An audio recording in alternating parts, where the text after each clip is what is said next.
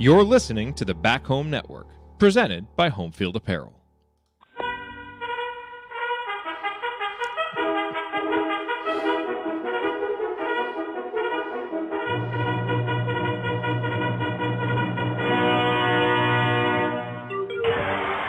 takes the shot, and the Hoosiers with 3 seconds. Go ahead. Matt Nova, Greg Graham, Pat Graham, inside to Tony for the slam. A good free throw shooter. Shot is up, missed it. Oh no, Boozer, he missed. Step up now. Look at him, rebound it, and then it went. They got us, and the other got us. They shot the ball. Oh! Oladipo!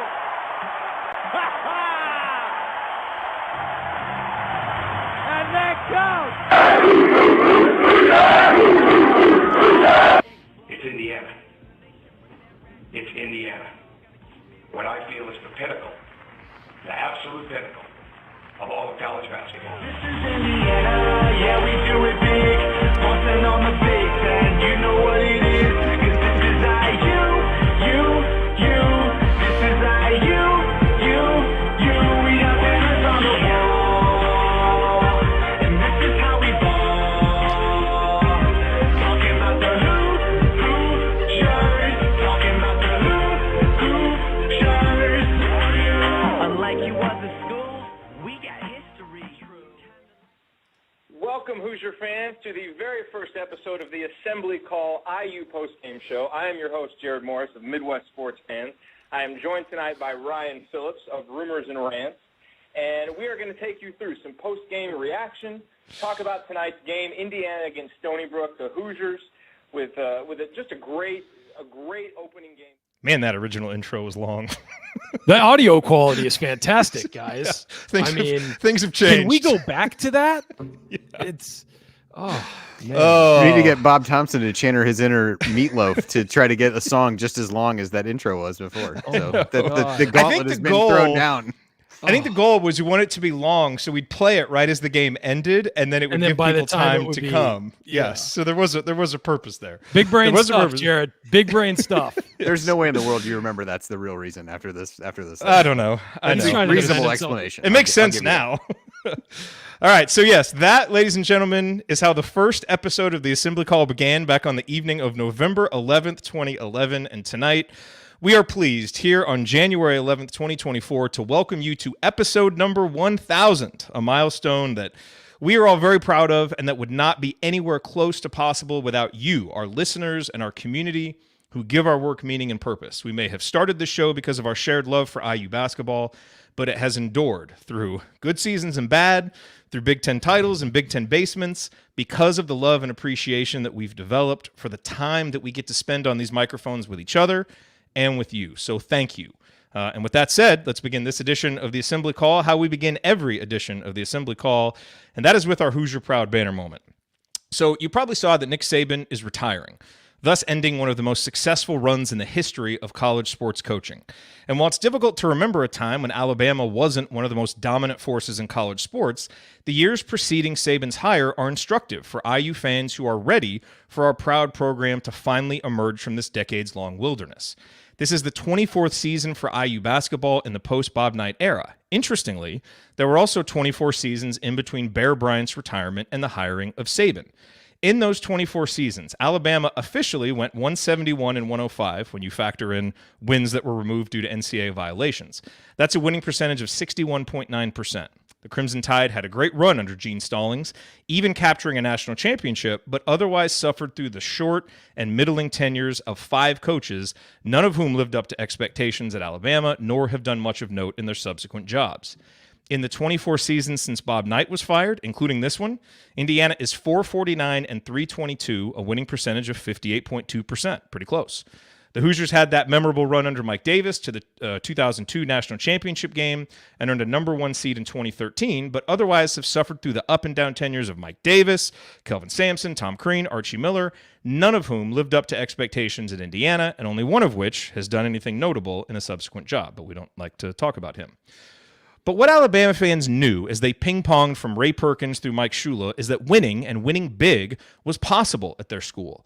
Not only had previous coaches proven it, Wallace Wade won 2 national titles in the 20s, Bear Bryant won 6 during his tenure, and again Stallings briefly returned them to those heights, but the support and passion for Alabama football remained off the charts even through down times.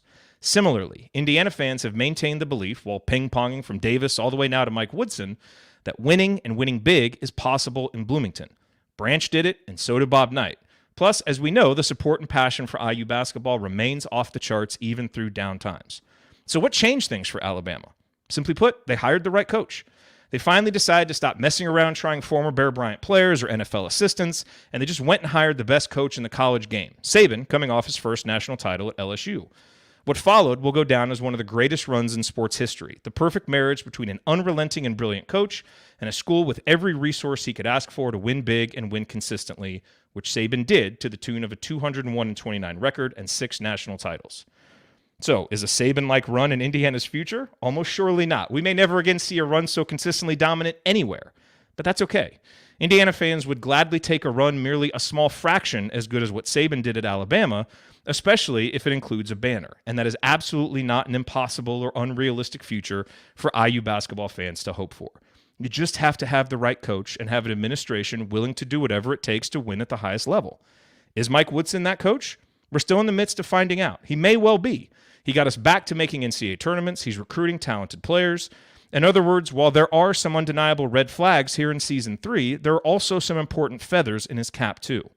But whether Woody proves to be the guy or not, the lesson of Nick Saban's run at Alabama is simply that IU basketball fans shouldn't lose hope, especially the young ones who only know IU basketball as a mediocre program that talks a bigger game than it plays.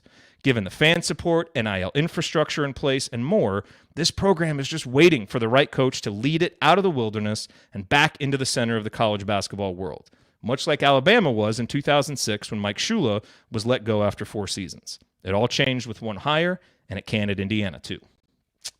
All right, now let me introduce my co-host this week. Coach Tonsoni unfortunately couldn't be with us. He is covering a game for Delphi Bracketology tonight. Andy, you want to tell us what game he decided to choose over coming to the 1,000th episode? Michigan State, Illinois. I think the only thing that would have brought him greater joy to miss it is if Illinois had been playing the Micah Shrewsbury-led Notre Dame. But, we're at a mid-conference season, so what are you going to do? I know. He's there with Brad Underwood, but he'll be listening. Coach, we miss you. We wish you were here with us, man. I do have a clip of his first appearance to play for you later, so stay tuned for that. But here with me tonight, my original 2 co-hosts on the Assembly Call. It's hard to remember a time before Coach was part of the crew because of how much he means to everything we do. But there was a time when it was just the 3 of us.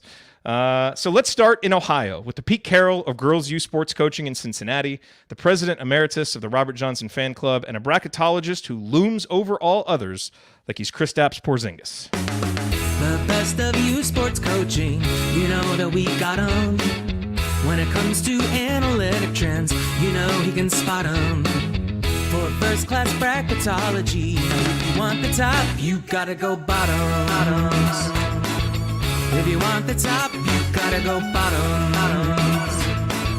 If you want the Andy, top, you gotta go bottoms. What is your bottoms line on the last 12-plus years of the Assembly Call at Indiana basketball?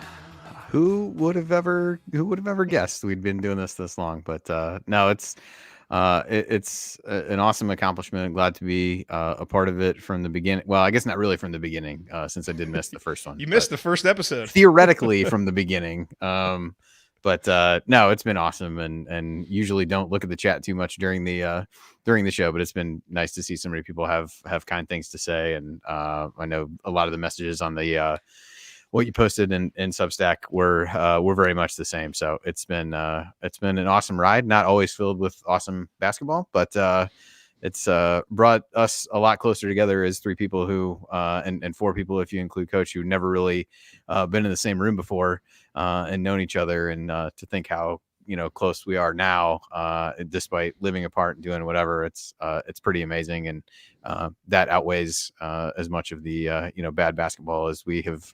Maybe too much bad basketball over times. There have been some highs for sure, but there's been a lot of rough ones, it feels like, which on the heels of earlier this week, kind of feels like where your mind immediately goes. But there have been a lot of good times, a lot of laughs. And so anyway, glad to have done that with you guys. And it's been awesome. Who knows? That's I joke around all the time that there's like something every day that makes me feel old. This was today's thing of like, holy crap.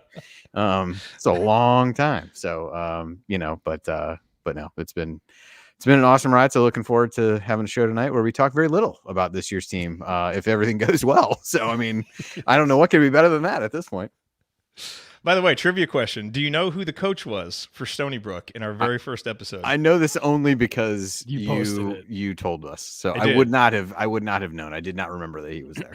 It was Steve Peichel, also the coach of the last post-game show that we did against Rutgers, which is just a funny. Can we not talk about that game, bit of please? stuff. Hey, at least we beat Stony Brook, so we can It's beat true. Steve Peichel. Can beat Steve Peichel. We know that. All right. Also here with me, he was my co-host in the very first episode of the Assembly Call, and he's gone from being an independent journalist at Rumors and Rants to a senior writer for The Big Lead. He's also responsible for way more San Diego references on this show than anyone ever needed to hear. Analyzing players, finding every wrinkle. He hasn't ever hosted, never lifted a finger. He's got all the Well, let me answers. quickly add just one thing about this. Dude just interrupted his own jingle. Ryan, what is your rant on the last 12 plus years of doing the Assembly Call? Oh God. That would be way longer than your intro. Look, I'm just trying to weed out East Coast bias. That's why I always talk about my hometown. But no, I was thinking about this today and being nostalgic about it. And a lot of my friends reached out personally, even who aren't Indiana fans, don't, watch the show because they just wouldn't understand the references. And it's so surreal that we're here 1,000 shows later. I did not think this would last this long. Like, I'm sorry, nothing against us, but I never thought that we'd be doing this. And, the path to 2000 starts tomorrow, guys. Just, get ready, enjoy this tonight, but let's refocus tomorrow. But I think, the most incredible thing about it is the three of us, and then coach as well, were never in the same room for the first 4 years we did the show. The first time we were in the same room was, I think it was January of 2016, and we started the show in 2011. Yeah. Is it 2011? Yeah. So 4.5 years, almost 5 years. I remember, and I've told this story a lot, is that I was kind of worried, like, okay, is this, when you know somebody just offline and then you meet them in person, you never know what the vibe's going to be. It was exactly the same. Like, we were just instantly giving each other shit and, like joking around like it was nothing. And I think that the thing that's most valuable about this is we've obviously met so many people who watch and listen and have been so kind to reach out and talk to us and tell us, hey, this means a lot to us. We really love it. And we support you guys. I mean, that's been the most rewarding thing. I think the other thing that's most rewarding is I've met 3 friends that I'm going to have for the rest of my life. I mean, even if you guys all stop listening, we're all going to be doing this for the rest of our lives. Like, you may not be here, but whether it's a text thread or what, we're going to be in the old folks home, hopping on and talking to each other after every game, because I can't complaining about a lineup change. I can't survive without it now. I mean, these guys, truly, the guys on the show have become family. So many of our listeners have become close friends. So it's something that I was thinking about this today. It's not really our show. It's sort of your show too. And we kind of try and serve the audience. And we hear feedback from you of things that we're doing that you guys are sort of like, hey, we don't like this, whatever. And we take that to heart because we're producing this not for us to watch or listen to. It's for you guys. We get the catharsis of getting to do it after every game, but this really is a partnership with the people who watch and listen. And I don't think I ever thought it would be as big or widely accepted as it is. And I certainly didn't think it would last this long. And I just want everybody who's, even if you're listening on the podcast tomorrow or you're live right now, like, you guys mean so much to us. And we talk about it all the time about like what we need to do for the audience. And I think the reason there were some years where we actually in the off season talked about, has this run its course or whatever, but there are always those hardcore people who are always there. And I think every time we would, it was usually Jared trying to quit, by the way, just so we're clear. But we would always come back to, there's people who like count on us after the game to like, give them a place to go. It's not even about what we say. It's you guys in the chat being able to talk it out and have that therapy session with the other people. So this it means so much to me. Assembly Call has become a huge part of my life. And I also in there want to thank the, wives and spouses and partners who have, been attached to all of us that have supported this crazy passion we have, because it's not easy. It's a time commitment, and being willing to allow, their partners to take the time to do this is, it's great of them to do, because it is a passion. And when you're with people who, encourage your passions, it changes your life. So thank you to them as well. They're the real winners. They're the real stars here. So yeah, I'm grateful and I'm very thankful, and I can't, wait to continue. I want to hang a banner, man. That's all. I'm the day after we win a championship, I'm quitting. I'm done. I'm done. I decided my goal is to get to episode 2,613, and then I'm out. Okay. Do as many episodes as Calvert scored points, and I'm gone. That's it. Okay. That's my goal. You'll pass it off. We got a long way to go. You'll pass it off to Teddy at that point. I mean, it's. I know.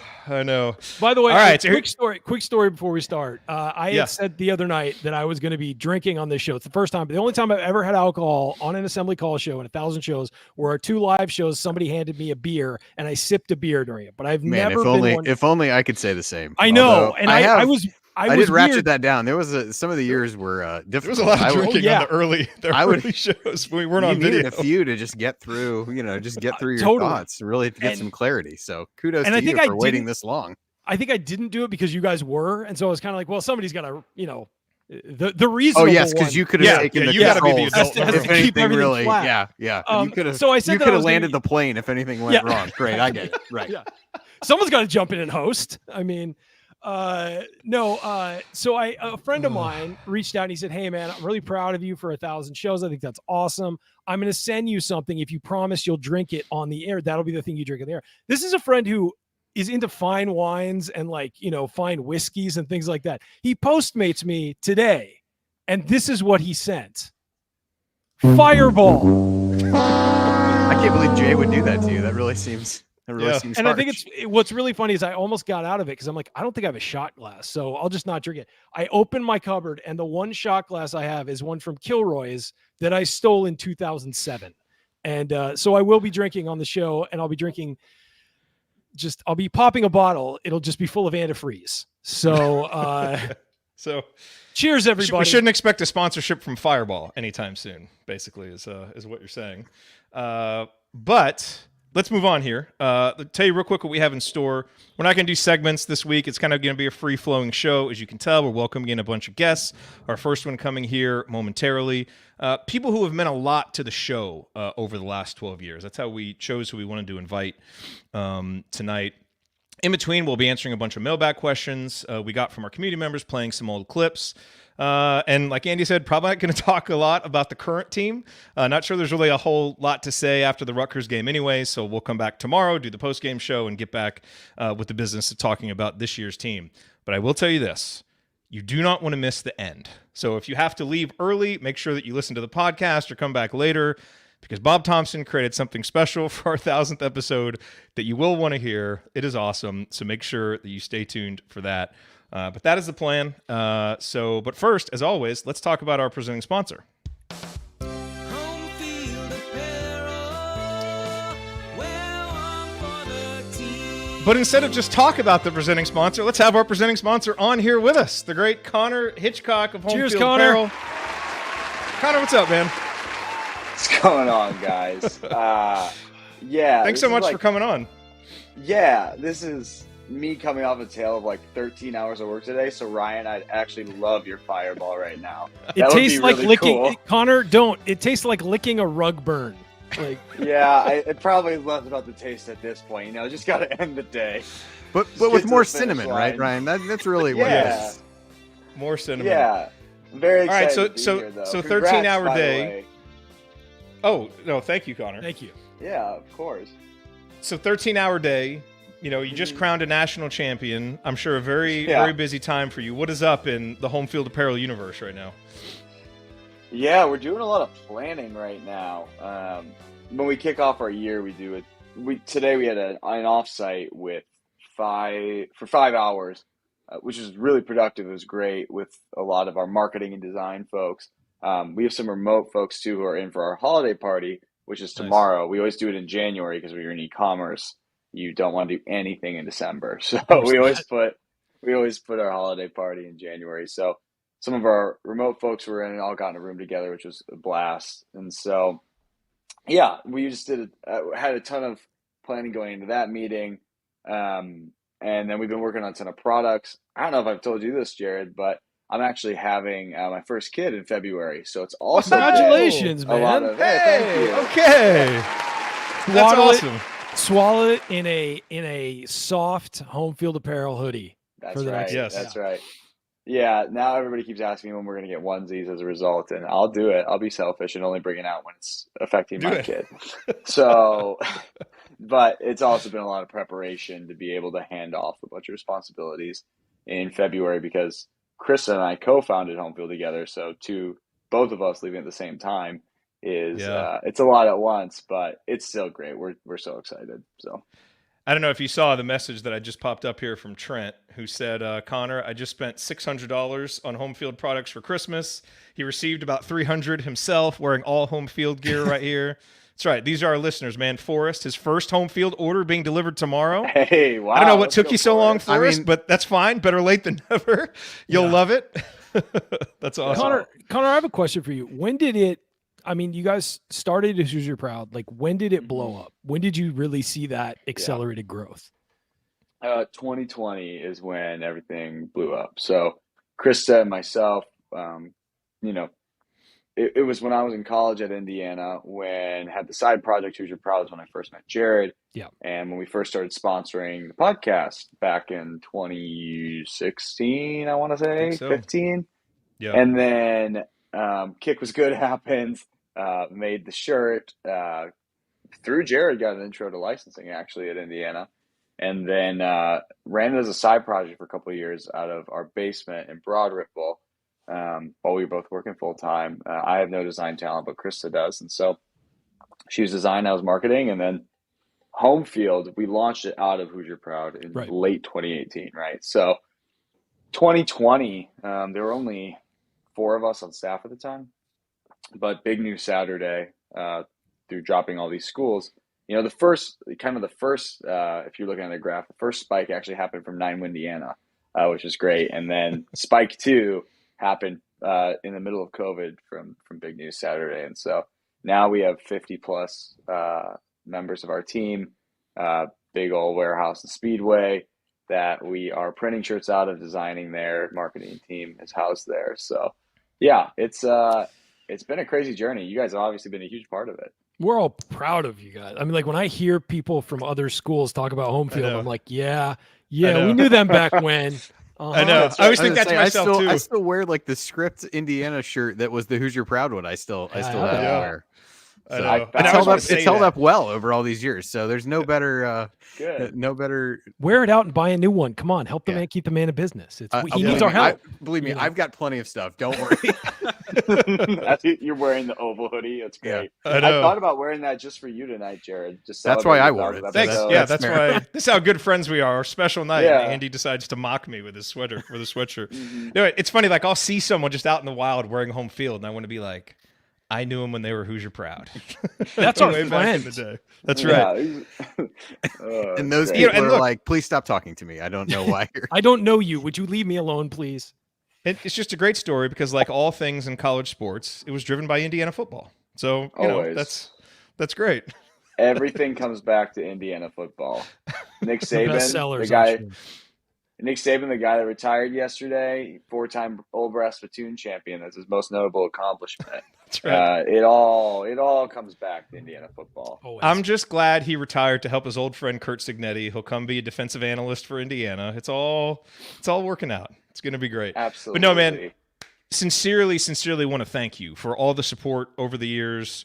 It's been, 7 seasons now, going back to the Hoosier Proud days. You were one of the very first sponsors that we worked with, and really solidified my belief that, I want to work with, people who are in the audience or who are IU people that we have a good relationship with. And, and we were really lucky to kind of find you and get this relationship. And so we really, really appreciate it. And we tell everybody about Home Field Apparel, and because it's great. And it's not just that the products are great. We really appreciate how you guys run the company, how much you support, just people in Indiana.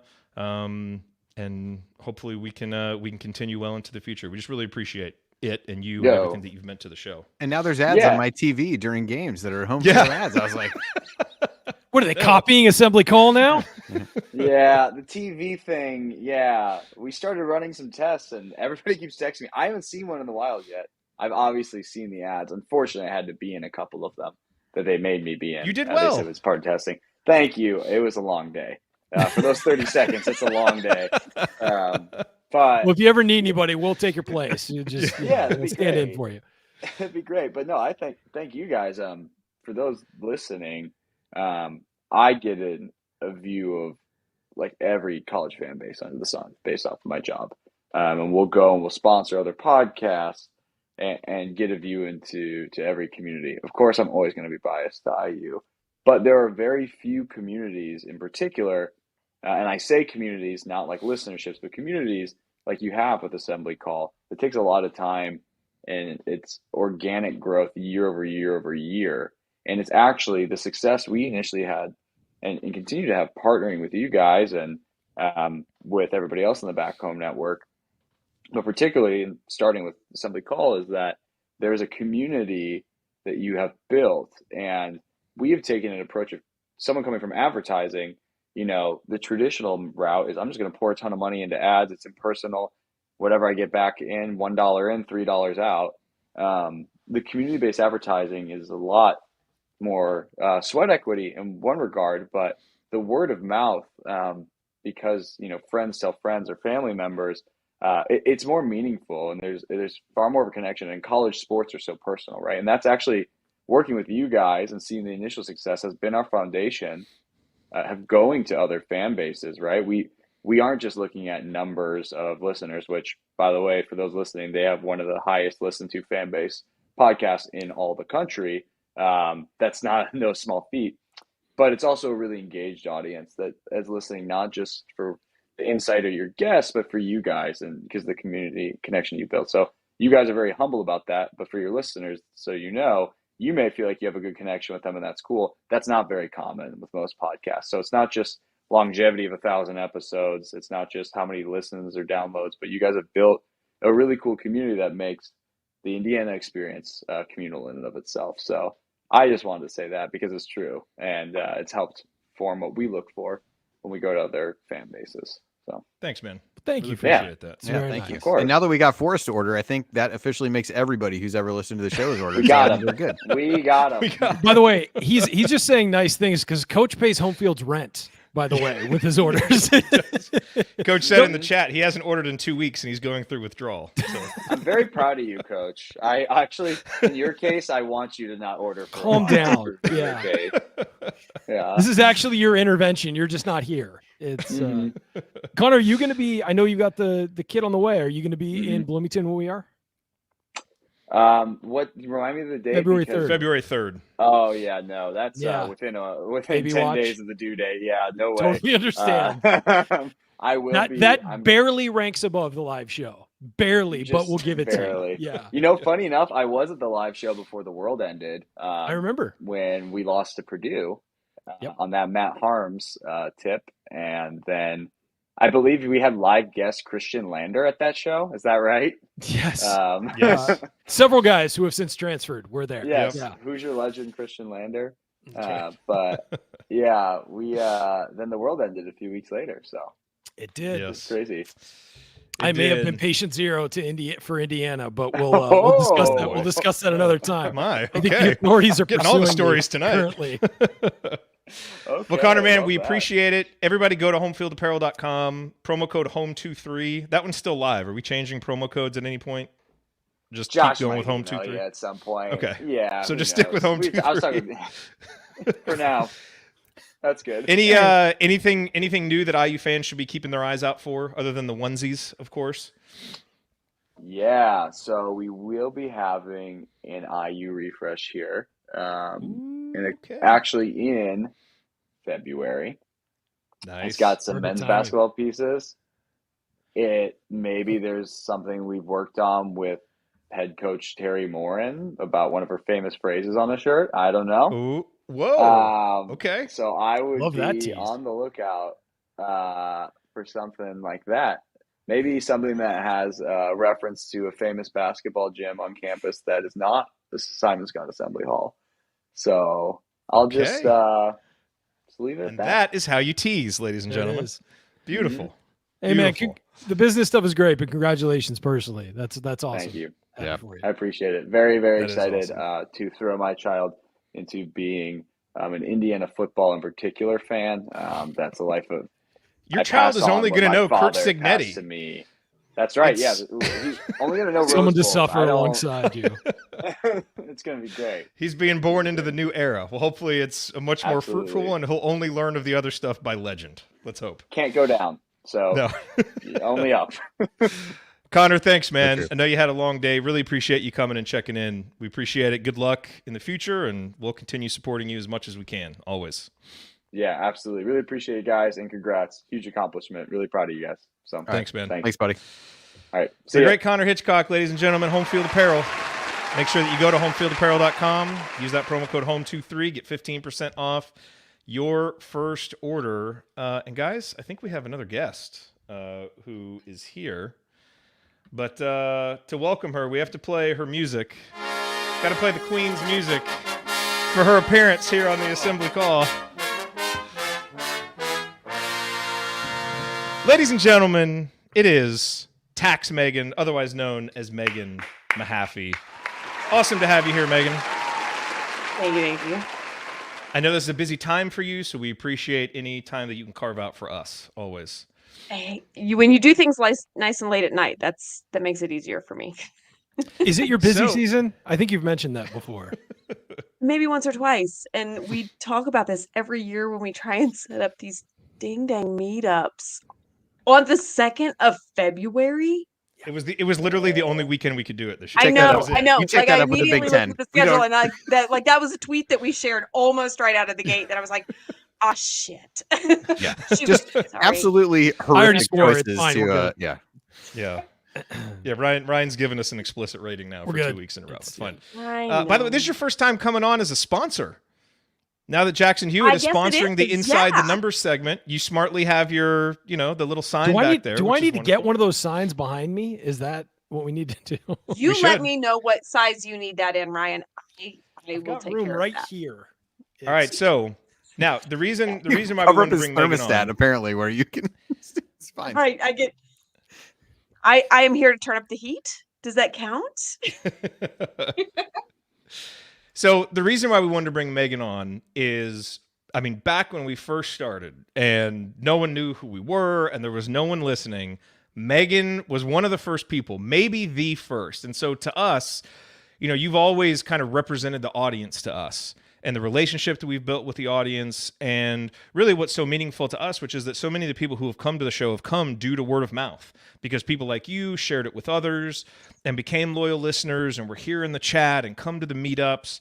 And, like Ryan said, I think the show probably would have ended a while ago if it wasn't for that. That's what always keeps us coming back. And, to us, you are just the personification of that. And so we just wanted to very publicly thank you for all of that, because you and all the other audience members that you represent really are the lifeblood of this show and what drive us and what motivate us. So thank you for that, and for bringing your mom to meetups, because she is awesome and also Our a very favorite. important part of the audience. She is, and she's why I'm a Hoosier. Like she is why Mhm. Indiana University is what it is to me. And To me, I don't even people like remember, your I mom stuffed are the the fabric of the custom fan dice. base to me. Sorry. Right. Absolutely. And it was one of those happy accidents way back in November of 2011 when I stumbled across you guys in the first place. And I was new to Twitter, and it was just a Twitter thing. And and it will always be Twitter for me. I Oh, don't of know course what it you is. want to name it, It's- but of course. that was where it was so like the connections that we made. And like I can easily say, like, at any point in time I could text any one of the three of you and I know that you would immediately respond and like Yeah. if I needed a thing. And so like while this has become kind of like obviously it built here, like I'm really grateful for the friendships that there's so many people that I've met here and so many people that I love, and the chat mob is fantastic, and like this is home for me. So I'm really grateful for the Back Home Network to be my home. That was one of the inspirations for the name right there, is that very feeling. But it's funny. That's Megan, why Scott shortens it to just that. He just calls it home. So it makes it obviously make a lot more sense. Scott doesn't count. Scott doesn't count. Well, like Megan, I told you guys before, right? Like Scott and I graduated together. I didn't know that. Did you really? I've known. I didn't know that. Yes. Yes. Oh, this needs to be an off-season episode, I think. Yes, it does. Yes. Jared, mark that down. Scott Okay. was my high The school Scott and class Megan show. president, ladies and gentlemen. Wow. No, Megan, it's so funny because we're roughly the same age, but it's always felt like Tonsoni, Coach is the dad and you're the mom of the like chat mob and sort of over the show. Like you guys will set everybody in line and, I will turn this car around right now if you do not behave. It's very much that. Pull this over. Yeah, no. And Do not make me pull this over, Ryan. you've done that to me several times. You've said that. And you know what? You're always right. I'll give you that. Mhm. But no, Always.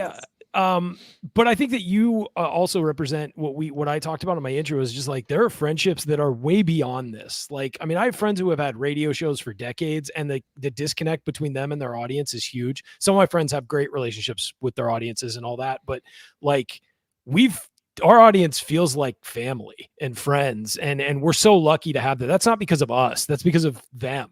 And so we're just three guys who get on and talk, and the relationships that have been created between all of you guys. And then when we've come to town, getting to be attached to that is just amazing. And I think one of my favorite stories about it is we don't get to see that impact very much until we go there, and I will never forget the time that we were at one of the meetups and you were just pulling people over to meet us and they were excited to meet us. And I was like, why are you excited to meet us? Like, like I've never seen you before. And it's like, I said that to somebody, he's like, I've seen you. And I'm like, right. Because of the YouTube thing. Great job, Jared. Like it's, and so just having you be a part of this from the beginning, you were one of the 10 people who were listening regularly in the beginning. And we'll always be grateful for that.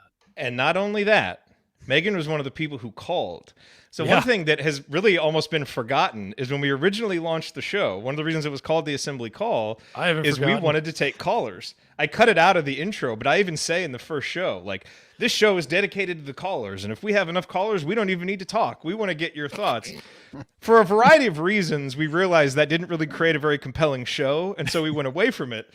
But I do have, Megan, your very first appearance on the Assembly Did Call. you find it? Oh my I did God. find it. It is from the NC State game in 2011, which I went back and listened to that show. Wow, what and a the great very game first that was. sound, that was an amazing game.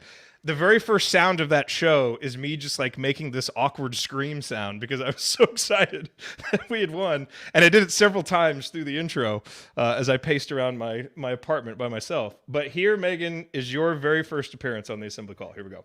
Yep. Okay, let's go back to the phone lines now. We got the 323. You are on the air. What are your thoughts on tonight's Hoosier game victory over NC State? I'm going to go out on a limb and assume that that's maybe me. That is you. And who do we have the pleasure of speaking Because you are surely the only This one. is Tax Megan. I'm calling from my Skype, so I don't know what number it's calling from. I was Well, just hey, trying to listen. yeah, I was Scott, we got at a the game 323 and number. I But had Tax pulled the Megan, number our so I could ladies and listen gentlemen, this to is the broadcast on Wait. my way back to my car. Yeah. So the way that And this Jared worked like with Blog, pulled me in. I'm not really with Blog trying- Talk Radio, I'm not trying to if talk. if you couldn't listen on the internet, you could call in to listen. But that would come up and it would be As a someone that we call could in. then punch through. Yeah, you couldn't tell the difference between who was calling to call in and who was calling to listen, and we didn't have a call They screener. had a call screener. Isn't Well, that we we Jared added was the one call later. screener. Yeah, we added Tyler one did later. that eventually, I think. Okay. He right? did. I would leave the show, try and screen the call, or just do it live if it was only two of us because I couldn't. So No, there were times you were like, "Hey, I was just keep trying talking. to I need to listen. screen this call." Yeah. I would just be like, and they made a shot with 12, and we didn't have like the stats we have now and stuff. So you're just like No. kind of working off the ESPN. I mean, oh man, Yes. how did this show survive, guys? How did it survive those early years? Because we fought through that. That's true. Well, no, you know why it survived? Because the 2 first years were really fun. Yeah, they were were. great basketball. Those were, outside of the 2016 team, the 2012 and 2013 team were the 2 best teams we've had the Yeah. pleasure of covering. So that's one 100%. reason why our 11th show was the Watt Shot. So I'd say we were pretty excited at that point. Did you pull that audio? I didn't pull that. We've played that before. Oh, yeah, If anybody okay. wants to hear that, I can So play I it. It's definitely just- called in for that one. Yes, you did. And Yes, that's you did. the I one believe that our You were the laughed about a co-host lot. essentially, That's the because one. yes. No, I didn't call in for like an hour. Because the Watt Shot falls right in the middle of my mom's birthday is December 9th. My husband's birthday is December 12th. So on December 10th, we ordered a bunch of Chinese food and hung out in my mom's basement to watch the game. And Mom yelled loud enough. That was the one where she blacked her own eye. She literally blew out blood vessels under her eye screaming at the game. And I fan feel right like there there. was Yeah. I mean, she's the queen. We can laugh about it, and I may show up at upstairs with a crown because I might be shopping for a tiara. You should. It's Jared's fault. It's not my fault, and I will make sure that I make that work out of the budget because there's things. But Yes. but she literally blacked her own eye yelling at the game, and according to tweets that I was researching earlier, I think I was over an hour before I finally called because poor Jared was just floundering on his own, and none of us could speak English that day. We No. all were just. Yeah, Andy. I think Andy, you called in later, right? Didn't you call in toward the end I of called the in show? later because I got stuck at work. So we Yeah. had a software installation that day, and it was like if everything went well, I was going to be fine to be able to go. Well, as was often the case, it did not go well. That was an eventful day. I listened to the IU game on my phone. That was also the Xavier UC Brawl game that I Yes. listened to. Oh, that's the right. Tip 'em Up game was that same day, and yeah, so I listened to it on my phone while we were waiting on people to fix stuff so we could do whatever, and then. But it was such a lag on my phone, so my wife called to tell me that they won, and I go, I'm gonna hang up so I can listen to Don Fisher call the end of the game. But then the funny thing was, I made a point to listen to that, and I swear that you asked me on the show, oh, what did he say? And I'm pretty sure I butchered whatever I thought that he No idea. that he said. It was just so exciting. But I went home and watched it after the fact. But yeah, you didn't have hardly anybody else, and so I just called you. I called you while I was driving home to talk about a game that I had not actually visibly seen 1 second of. I was And I was in a So I was in a Chicago hotel room, with my then girlfriend. watching it. easy. Hey, easy. it was a good day. I mean, I can't. What a It was a great day. Yeah. great Dre. But she's a fine lady. I mean, he started. Ryan, in the last 2 episodes, he started Your swearing. mother Now is he's listening. now he's drinking. You get a knows. little bit of fireball in him, and Yeah, it's he just is. geez, I mean, things are I've getting told that loose. story. I've told that story a number of times, completely sober on this show. So, no, I nothing nefarious was going on. We were watching the game in a hotel room, but yeah, no. And I remember we turned on. I was like, I have to hear what Jared's going to say because she knew Jared as well. I have to hear what Jared, and he was just screaming for the first 5 minutes. And I was like, it's going to be a It was good very show. Okay, incoherent. let's go to dinner. Yeah, I tried to hold my phone up to the TV to have the interviews play, which which didn't make any sense whatsoever. It's our But I 11th think show. okay, I think we have another guest on. Chronic, are you here with us? I am here. If you can hear me. We can hear you. Yeah, it didn't pop your video on, but you're here via audio.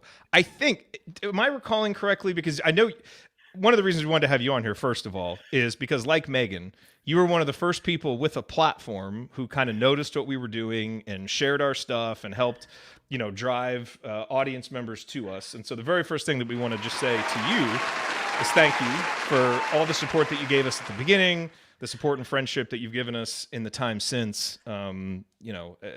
We started out with nothing and no one trusting us. And so when people like you shared what we were doing, it really made a big impact. So before I talk about that, I just want to say thank you because it really has meant a lot to us. Hey, I want to thank you guys just for everything that you've done over the last 12 plus years.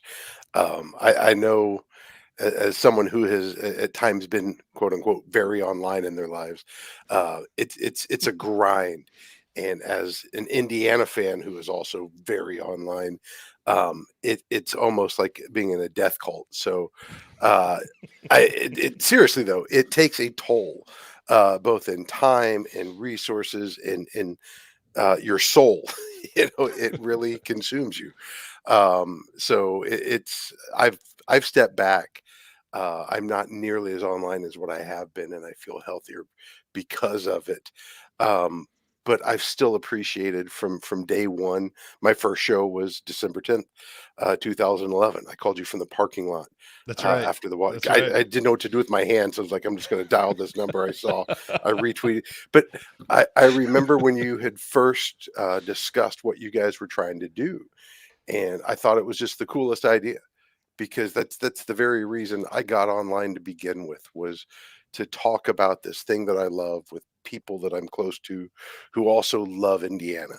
And, for me, it was going to grad school in Portland, Oregon, and being away from all of my Hoosiers. And it just got me online. So the chat rooms and Twitter and everything else, I'm like, this is such a perfect space in the community for immediate post game. I've been doing this in bars for decades. After the game, everybody's got a soapbox and everybody has a chance, and you leave, feeling like you went through it together. And it's just amazing the community you guys have built over the time. I kind of feel like there should be a token for this, for everybody who's listening or participating, because this is less of a sports community as it is really a support group. Like, we are Hoosiers Anonymous. So true. Honestly. And you guys are the ones leading the meeting 1,000 times now. So mad respect for you all.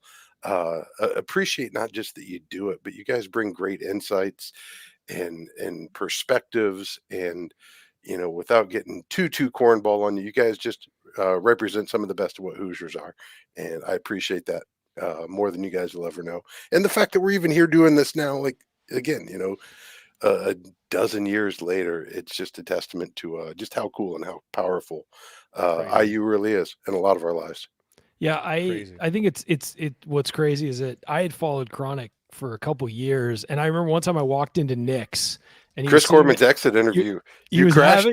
I walked by and I saw Corman. I knew Corman was leaving, and Corman and I knew each other a little bit. And I shook his hand. I'm like, "Hey, Chris." He's like, "Hey, this is Chronic Hoosier." I'm like, I was like, I froze up because I followed you for so long, and it was like early Twitter days, You've got to realize too, I was out exposed at that point. I was out in the open, and I knew I was like with a Mark guy that everybody knew, and I'm sitting in the highest traffic corner in the building. I was like, this is going to go so wrong. Oh, and by the way, we are cross-eyed drunk. Yeah, no, and the other thing is, I didn't know. I knew your avatar wasn't you, but I didn't know you were a secret yet, so I didn't ask your real name or anything. You knew that the picture of young Bob Knight wasn't him? Yes, I had my suspicions, but I great detective work there, sir. Ryan always we were at Nick's. Come on, but I shook your hand, said hi, whatever. And then I sat down. I'm like, oh shit, that's that guy I've been following and love his stuff. And so when you finally came on the show, it was a huge deal that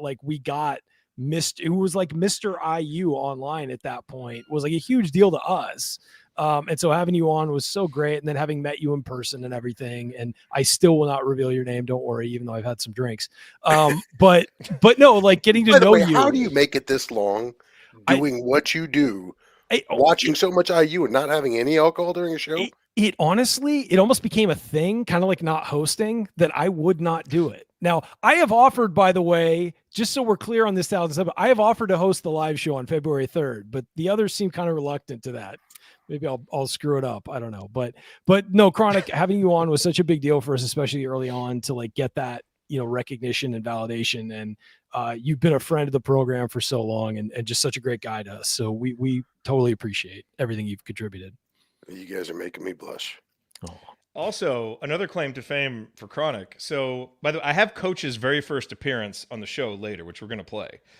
Do you remember the very first time Coach hosted a show by himself? I don't remember what I was doing. I wasn't available. So Coach hosts the episode of Simply Call Radio by himself, and the two guests are Chronic and Galen.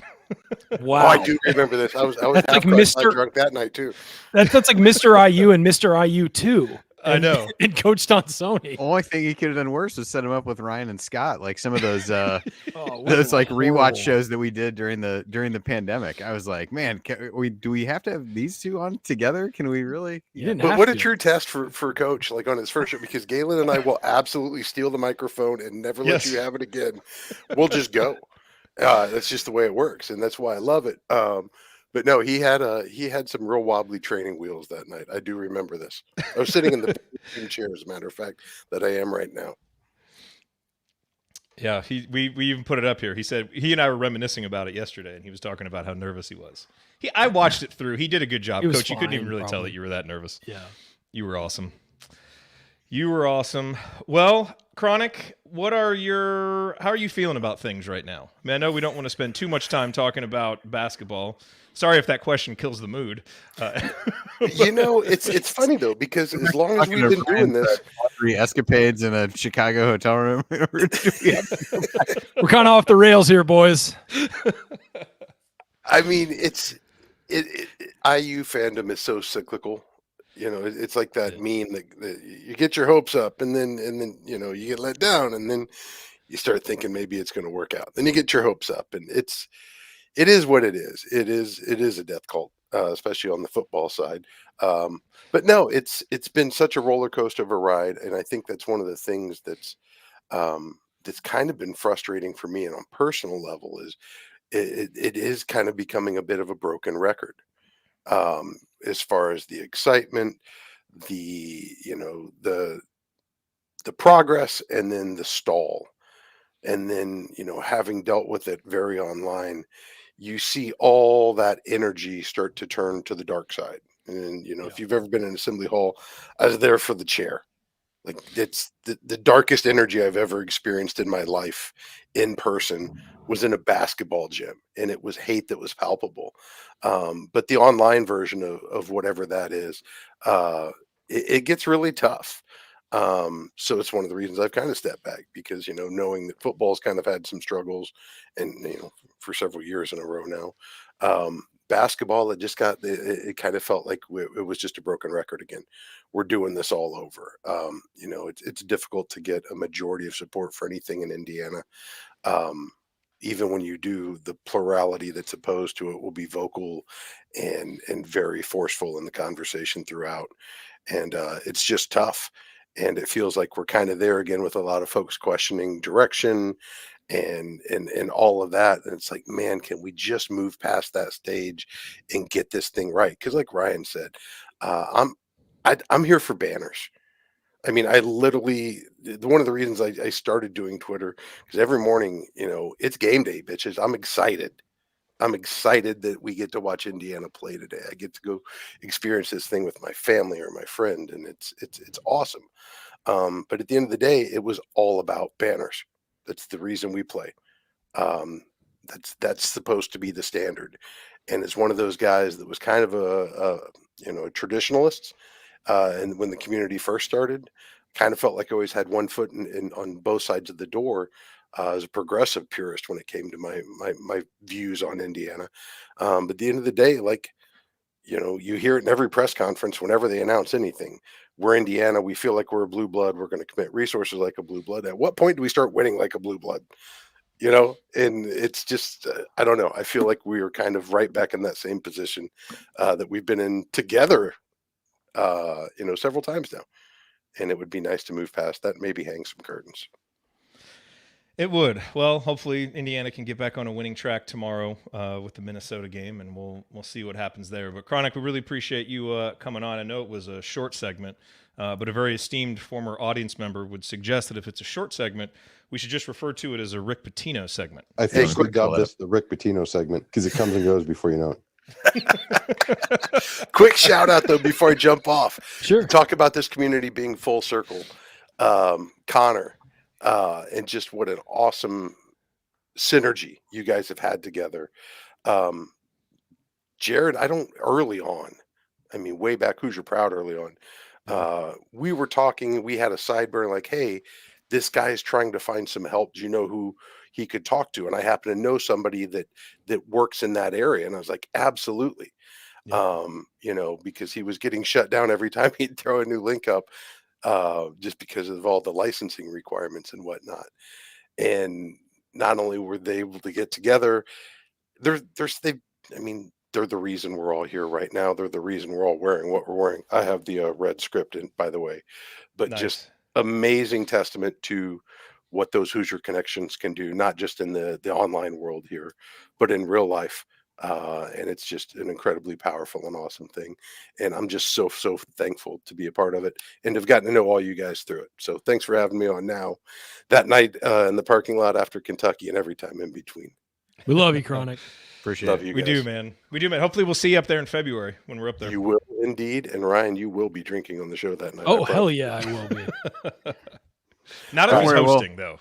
Not if he's I hosting. can have a beer and then Then- drink after. It's We'll see. Maybe I'll bring the tokens. Yes. We survived 1,000 episodes.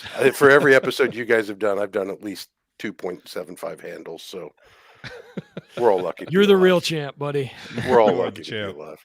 You are the champ. Thank you, Chronic. Thank you for everything over the years, man. We appreciate it. Hey, have an awesome one, guys. Thanks so much. Later. Appreciate Thanks, it. man. All right. The great Chronic Hoosier. And look, there's a lot of people. We didn't have endless time tonight to invite people, but there are a lot of other people that we can invite. Someone else that I really want to take time to mention is Alex Bozich and Inside the Hall. Yeah, and because Rick. really probably. Well, yeah, Rick. I mean, Rick for sure. Rick's been an incredible guest, an incredible resource to bounce ideas off of. But Alex, he, like Chronic, early on, he kind of noticed what we were doing and, would retweet the show and send people our way. And then he and I got to know each other because the business I was a part of at the time, we had a hosting company, web hosting. And so we ended up hosting Alex's website, Inside the Hall. And so he and I got to know each other. And who was hosting Podcast on the Brink before? It was Matt Dollinger and... Oh God, I'm blanking on the name, but it was Matt Dollinger and someone else who. were I was hosting- saying it. I was trying to buzz in, but I was on mute. It was Greg Rosenstein, wasn't that? Yes, Greg Rosenstein. That's who it was. So they were hosting Podcast on the Brink. That's the kind of and stuff I can remember. You could ask me what I did like 13 hours ago, and I wouldn't remember. But That's why you're here, Andy. It was really funny. I was listening to the very first show that you were on, and within like 3 minutes, you're like telling us stuff about Chattanooga and Stony Brook that no one else would know because you had the insight on it. That's it's just the greatness that you. His kids were provide. younger. He had way more free time. probably true. But anyway, so they left a podcast and Alex was looking for someone to help him host it. And so he invited me to help him. And I think, of all the things that we've done that have kind of helped us, bring in new people to the show, that was really helpful because Inside the Hall was already one of the most respected sites out there, for my money, the most respected site, and had a big audience. And so for us, it was big, to have one of us get in front of their audience, to be able to tell them about what we were doing and then have people come over.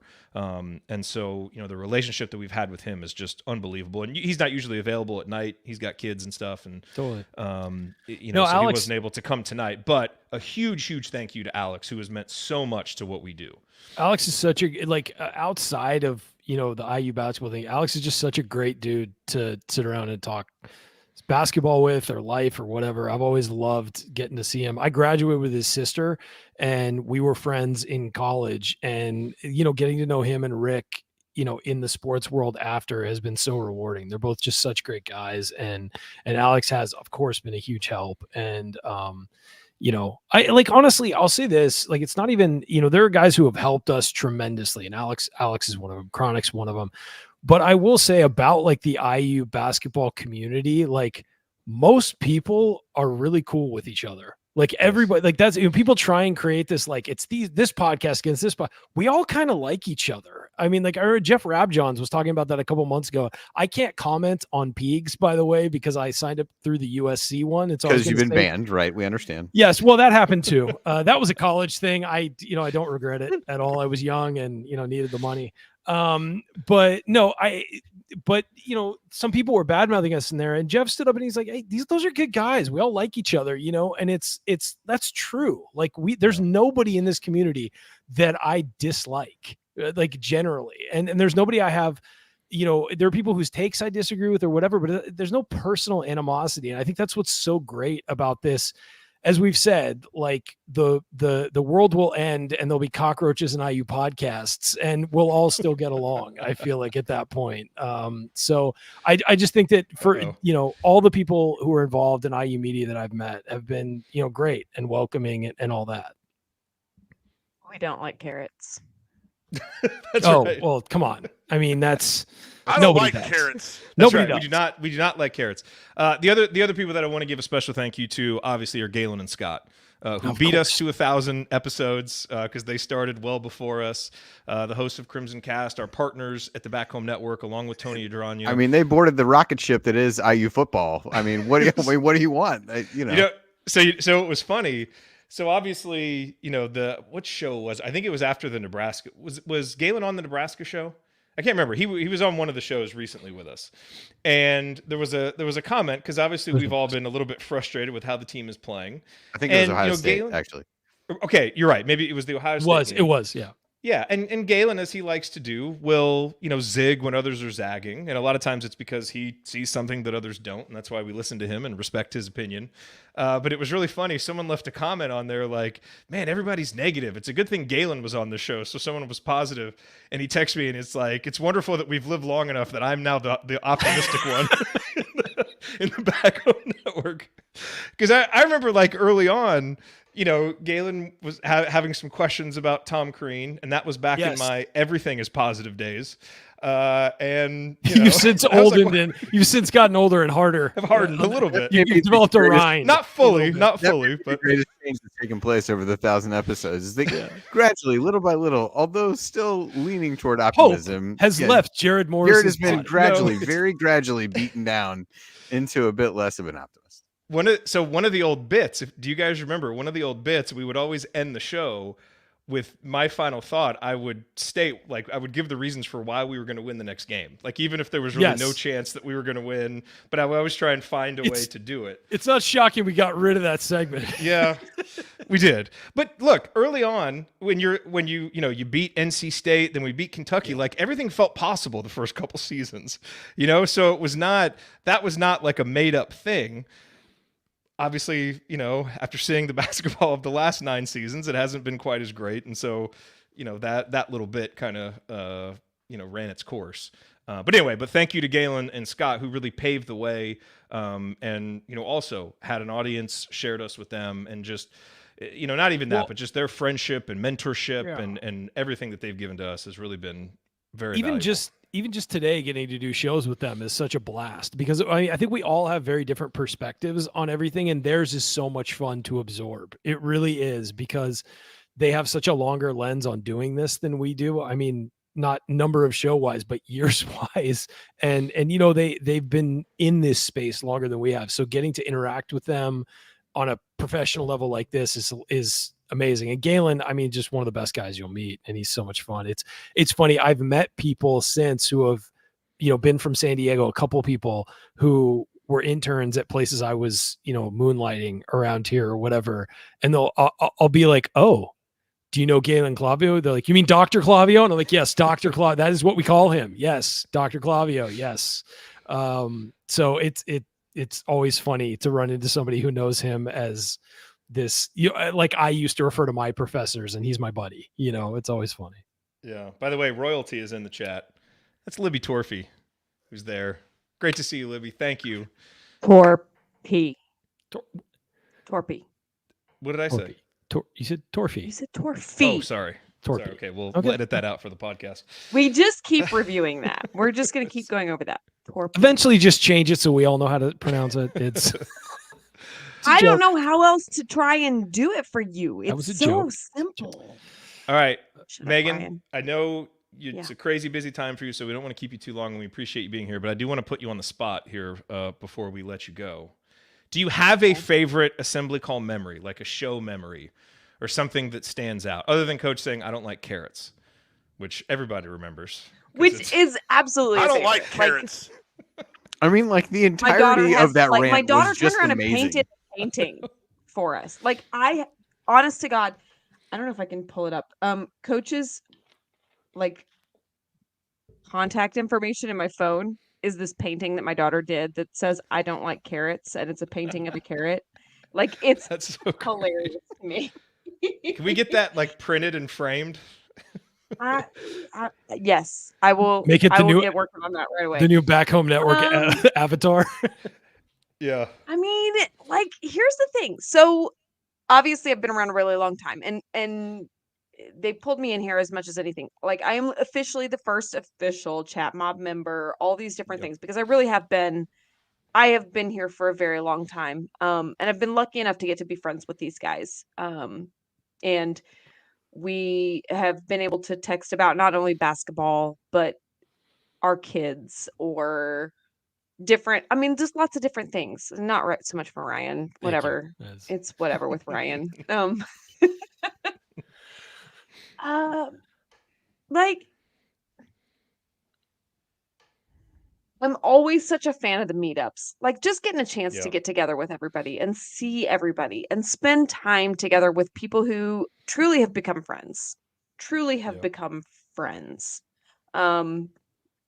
It's been fun to see those grow too. Like the first one, we were just at Yogi's. There was a small First couple. group of Yeah, Megan put the picture So I in put the some thing. different photos in this in the chat through some of that. Like I have Mother, mind your business. Why is she sticking up for Mind Ryan? your business. Why are you sticking up for Ryan? I'm a gentleman in real life. People are always surprised. I'm really nice in real life. He is pretty nice in real life, but you got to it's meet him in different. real life. But he doesn't show up for breakfast on Sunday. I don't. I'm usually He has too yet hungover. to make a cozy table breakfast. I'm usually way too hungover. He does. No, I would agree with you. The meetups are my favorite part They are. every year. 100%. It's 100% my favorite part. Like so many different things that I've been honored, truly honored to get to be a part of. Not even a stretch. Like to get to call and accidentally be part of a show.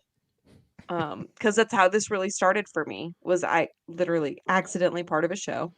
I Yep. guess that's me. Accidentally part. That should be your new Twitter bio. You know what I my was favorite? accidentally part of a show. You know what?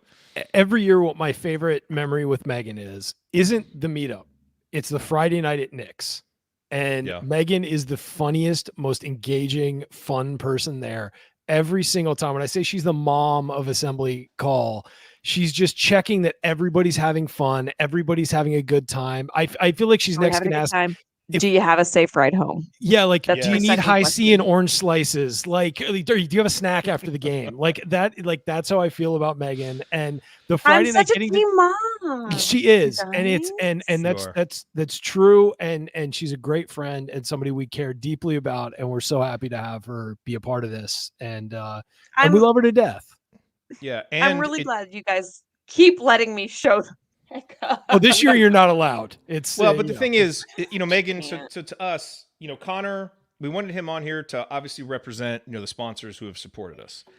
Chronic, really represented, the other people with a platform who help support us. And to me, you represent, all of the people who, out front in the chat mob and stuff, but also behind the scenes have supported what we've done.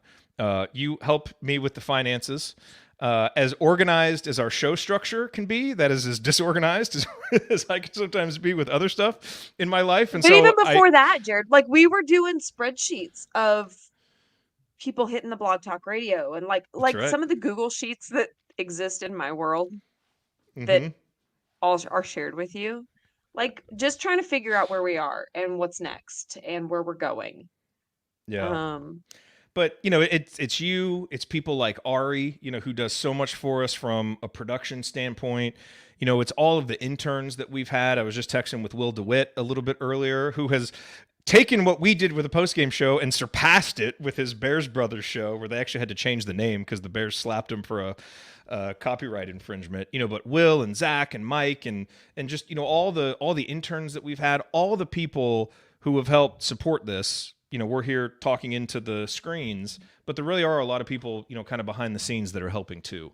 And so as much as this is a cool celebration for us, we wanted to make sure that, people like you and everybody else who's helped make this happen, get recognized. Because to do something like this here for for this our long, chat mob.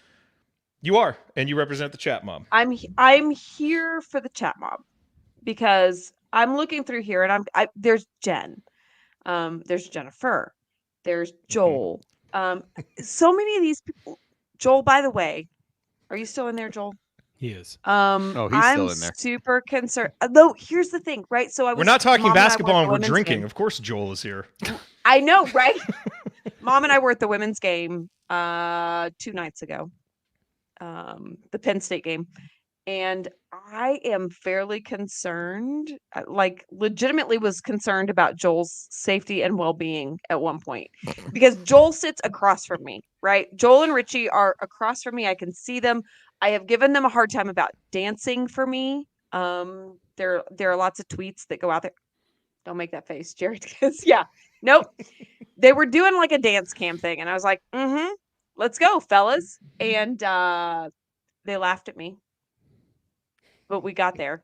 But at one point, Joel is like legitimately stroking out, which was absolutely authorized at that point in the game. That's just default Joel. Come on. Yeah. Like he's fine. No, Like, here's that's how I know he's fine is when he's doing No, this was next level Joel.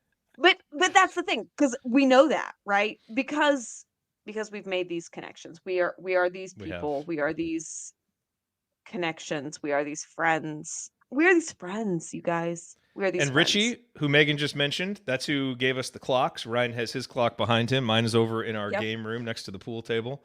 Yeah. So, and Joel and Richie, those two represent, to me, some of the best in IU fandom, because they're not just here for men's basketball. They're not just here for football. They support all the other sports. Women's. They're always there. Volleyball. Women's basketball, volleyball. Baseball. You guys. Yes. And they were on to Terry Moore and the women's basketball 24 program way sports. early. That's right. That's right. And they're fantastic. So, and Megan, you represent all of them, and so we appreciate you being able to come on here tonight and share this time with us. And we look forward to seeing you in February, no matter how late you have to come out. I'll get We wanna see you there. out there. And I will have a crown. Just so you know, that's You your deserve it. Good. As you should. Good. As you should. I have to buy my own crown, but it's going to happen.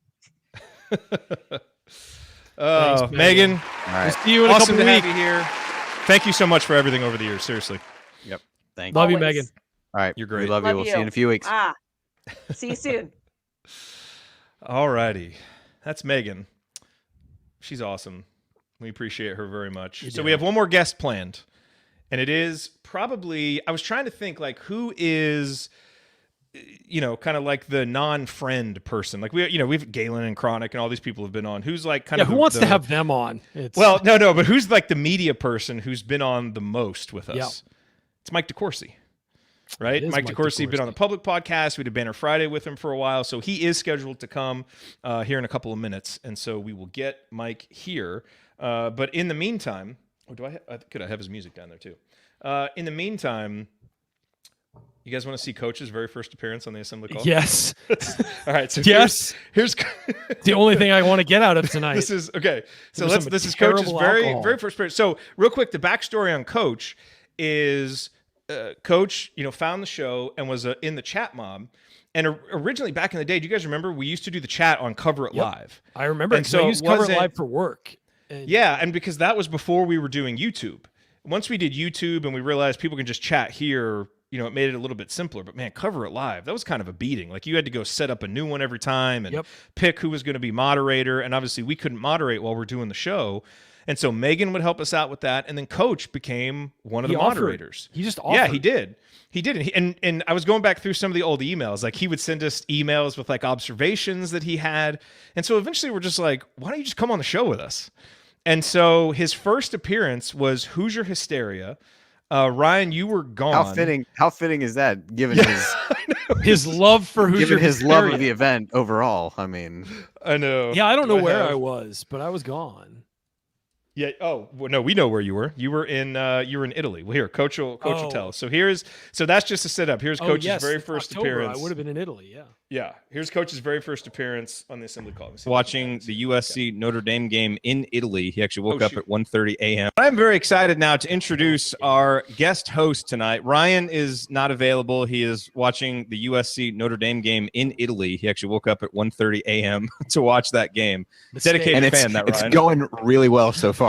So so he's not here. He will be back, obviously, moving forward. But in his chair tonight, we are very, very excited to have Coach Brian Tonsoni. Brian has been a longtime listener of the Assembly Call, a contributor. He's one of the guys who makes our live chat go. And he's also a coach and a really knowledgeable fan and a podcaster in his own right now. And he also leads Delphi Bracketology, which I believe recently beat Andy Bottoms in bracketology. So maybe I should have had him go first tonight. Yeah, probably should have.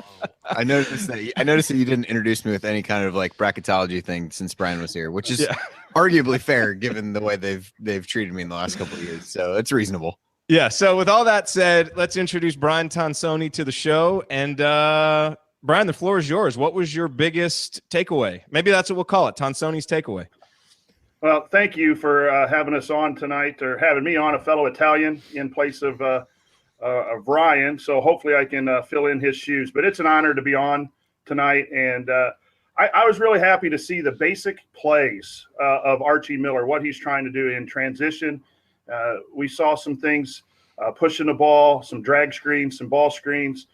And defensively, I think you saw the pack line. And early on, the team was taking a lot of threes, and the pack line is supposed to stop penetration. So I think overall, my main takeaway is the system is getting in place, and that's enjoyable. I think Archie Miller's style of play will be what IU fans really want to see.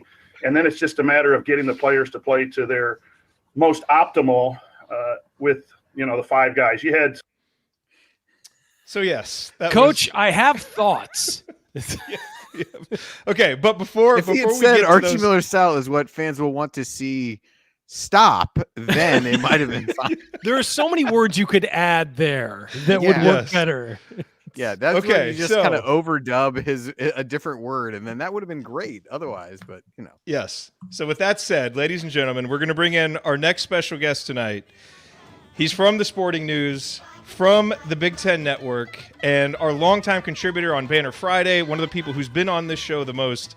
It is the great Mike DeCourcy, everybody, here with us tonight on celebrating episode 1000. Mike, you popped in at the perfect time because you've hosted the show with Coach Tonsoni before. That was his very first appearance there on the Assembly Call. If you were able to see it and hear it, that's why we were going back to that. So your reaction to Coach's comments about Indiana fans liking Archie Miller's style of play? It's funny because, first of all, I thought I was like stepping into some kind of time warp. I thought, are we talking Rhode Island here? What's going on? But, when Arch was hired, I've known Arch since he was probably 20 years old, maybe younger. I mean, for a long time. And I never thought in knowing him and observing him that he was a great fit personally for Indiana. It's a big job. It takes a big personality. And I think that coaches sometimes run into problems when they don't embrace that. And I thought initially that there were some good choices out there who would have embraced that better. And then I went to his press conference and he handled the press conference really well, and he talked basketball. And I thought maybe if he just talks basketball with these people, they'll engage. And honestly, in the end, I think he delivered on one thing that they wanted. And that was they wanted to be back to where Indiana recruits were thinking IU first. He got them back there. The problem was, and this was his misfortune, although he was paid $10 million for the misfortune. His misfortune was he got them back at the time when Indiana basketball was probably at its lowest point in the last 20 years. I mean, it's not like they were like they got the two best Indiana kids who were legit, and one of them became one of the school's all-time great players, and the other became a one and done and didn't really have the opportunity to help. And then there wasn't a whole lot else. It wasn't like there were all these kids that were leaving Indy or leaving Gary or Fort Wayne and going to play big time basketball somewhere else. It wasn't happening because they weren't there. And he got all the Indiana kids to come here, but most of them weren't good enough to be difference makers. They might have been good enough to be Hoosiers. I don't think they were good enough to be difference makers. And I think that was probably even more than his own personal shyness, I guess, for lack of a better term. I think that affected his road to success as much as anything. Well, Mike, I've always said, and it works this way for football too, is that sometimes guys are good coaches, they're just not good fits. Right. You know, I think a guy like, I remember Charlie Strong was killing it at Louisville and then went to Texas. And it's like, you know what? Louisville might have just been his ceiling, like where his best fit was. And Archie did a great job at Dayton. It just wasn't a fit when he moved. It's different kinds of players. It's a different kind of atmosphere. It's all of those things. And I think that gets underrated when you talk about a coach moving to a new place. It's not just whether or not they can coach. Most of these guys can coach on some level. Yes. It's about being able to recruit the kind of players that you have to recruit to compete in that conference. It's about fitting the personality. It's about being willing. If you're at IU, you're almost half a politician, half a coach, yes. And so it really isn't about whether or not they can coach. It's about the fit. And I think that gets overlooked a ton when big hires are made. Absolutely, 100% true. And I think that in so many instances, what we see is coaches hired without that consideration.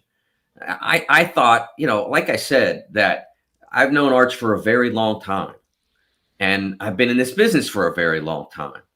And I could have said, if somebody had asked, I love him, and I think there are places where he can be really successful that are higher than Dayton. I think there are, but I didn't think IU was the right one, and his timing wasn't great. Like I said, the low ebb in talent, and also he finally gets them to the precipice of success. I mean, it wasn't a smooth ride, and the Nebraska game didn't go great that night in March 2020, but they probably would have got in the tournament, and who knows what happens. And if they get in the tournament, who knows what happens after that. And so the timing just wasn't good for him. And I think that for IU, it just needed to, I understand the need to change at that point.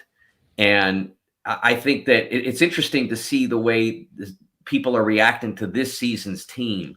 And when I say people, I think I'm saying people mostly with voices. It's a rebuilding team, even though they have a lot of talent.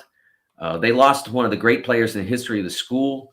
I know they never reached a true zenith with him, but they did beat Purdue, the Big Ten champion, twice last year. They did earn a 4 seed. It wasn't nothing. And there are things about Mike's style that I don't necessarily agree with 100%. And Jared and I talked about this all through last year with the game's just different now. And I think it just feels like he's declining to acknowledge the importance of the 3-point shot. Everybody doesn't have to play like Kentucky's playing now, or like Loyola Marymount played back in 91 or 90, I should say. You don't all have to play like that, but you still have to find the ability to incorporate that at a high level into your offense. And that means two things. One, recruiting guys who can shoot. And two, when you have a guy in your program like Miller Kopp, getting him as many shots as is feasible. And that didn't happen a year ago. And for a guy who shot, I think he finished at 44.5. It might have been higher than that. Yeah. It's almost 45%.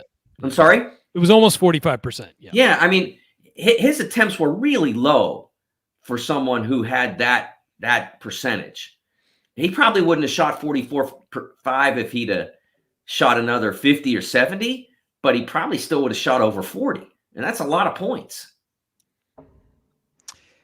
Yeah, the Mark Titus, if you're shooting over that far over 40%, you're not shooting enough. But anyway, so Mike, with that, this is a joyous event, our 1000th show. So people are feeling down about the program. What do you see potential wise? Tell us a turnaround story for IU from what we've seen the other night. What do they have, and what do you think they can do to be able to have a positive finish to the season? Obviously, a lot of games left, but based on what you've seen from them this year, what's if things go well for them, what does it look like? Well, first of all, Xavier Johnson's got to get back on track, I guess. It's a really weak cliche, and I hate to use it, but you can't have this. It can't be up and down. And I understand it was only his third game, but his second game was really good. His third game should have at least been okay. It shouldn't have been a tragedy, a disaster, whatever you want to call it. It should have been at least okay. You go into that. This is a very difficult league, and even in a year when it's not as deep or as outstanding as it was, say, 2 years ago or 3 years ago, it's still a really hard league. I mean, you look at Minnesota right now; they've got a point guard averaging 8 assists a game, and they're second in the league at this point. They're ahead of Purdue.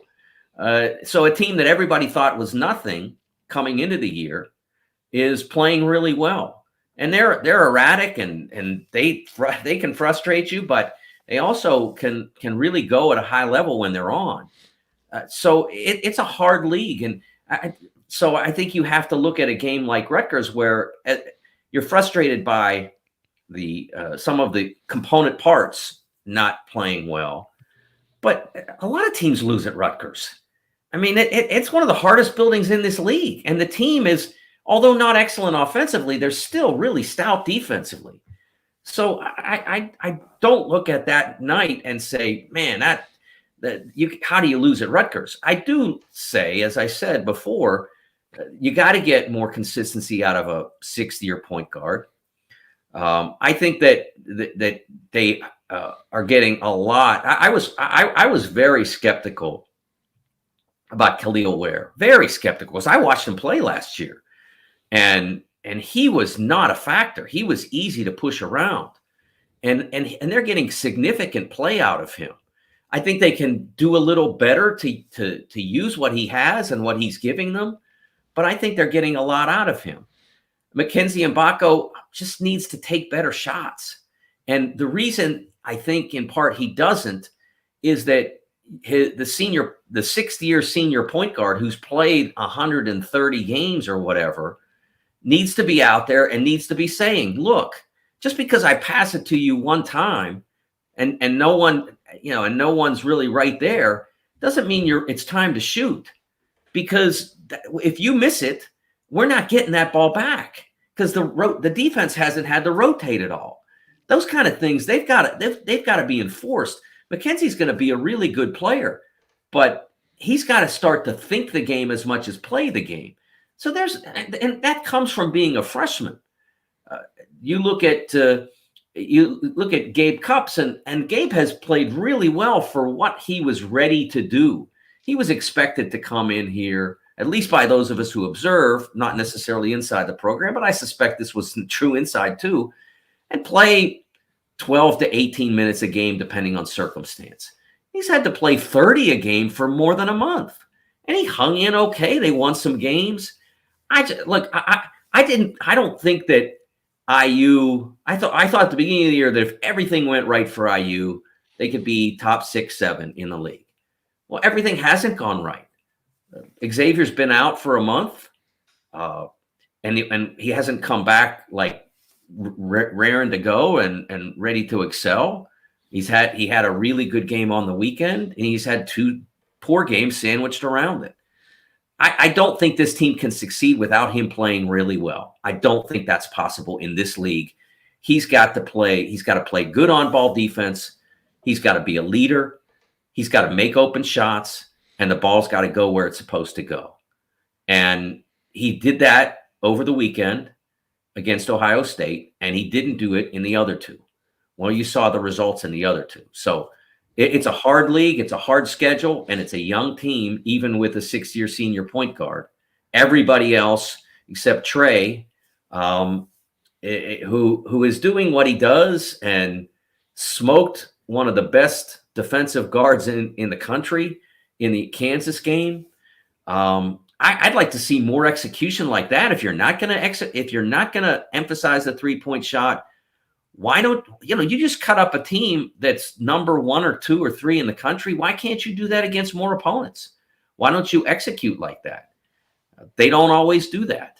So I think there are things that are frustrating about the way it's developed, but at the same time, I don't think it's reasonable to expect a group that is almost, we're talking about 2/3 of the rotation is freshmen and sophomores. I don't think it's reasonable to expect them to walk out and be the 76 Hoosiers. No, it's a great point.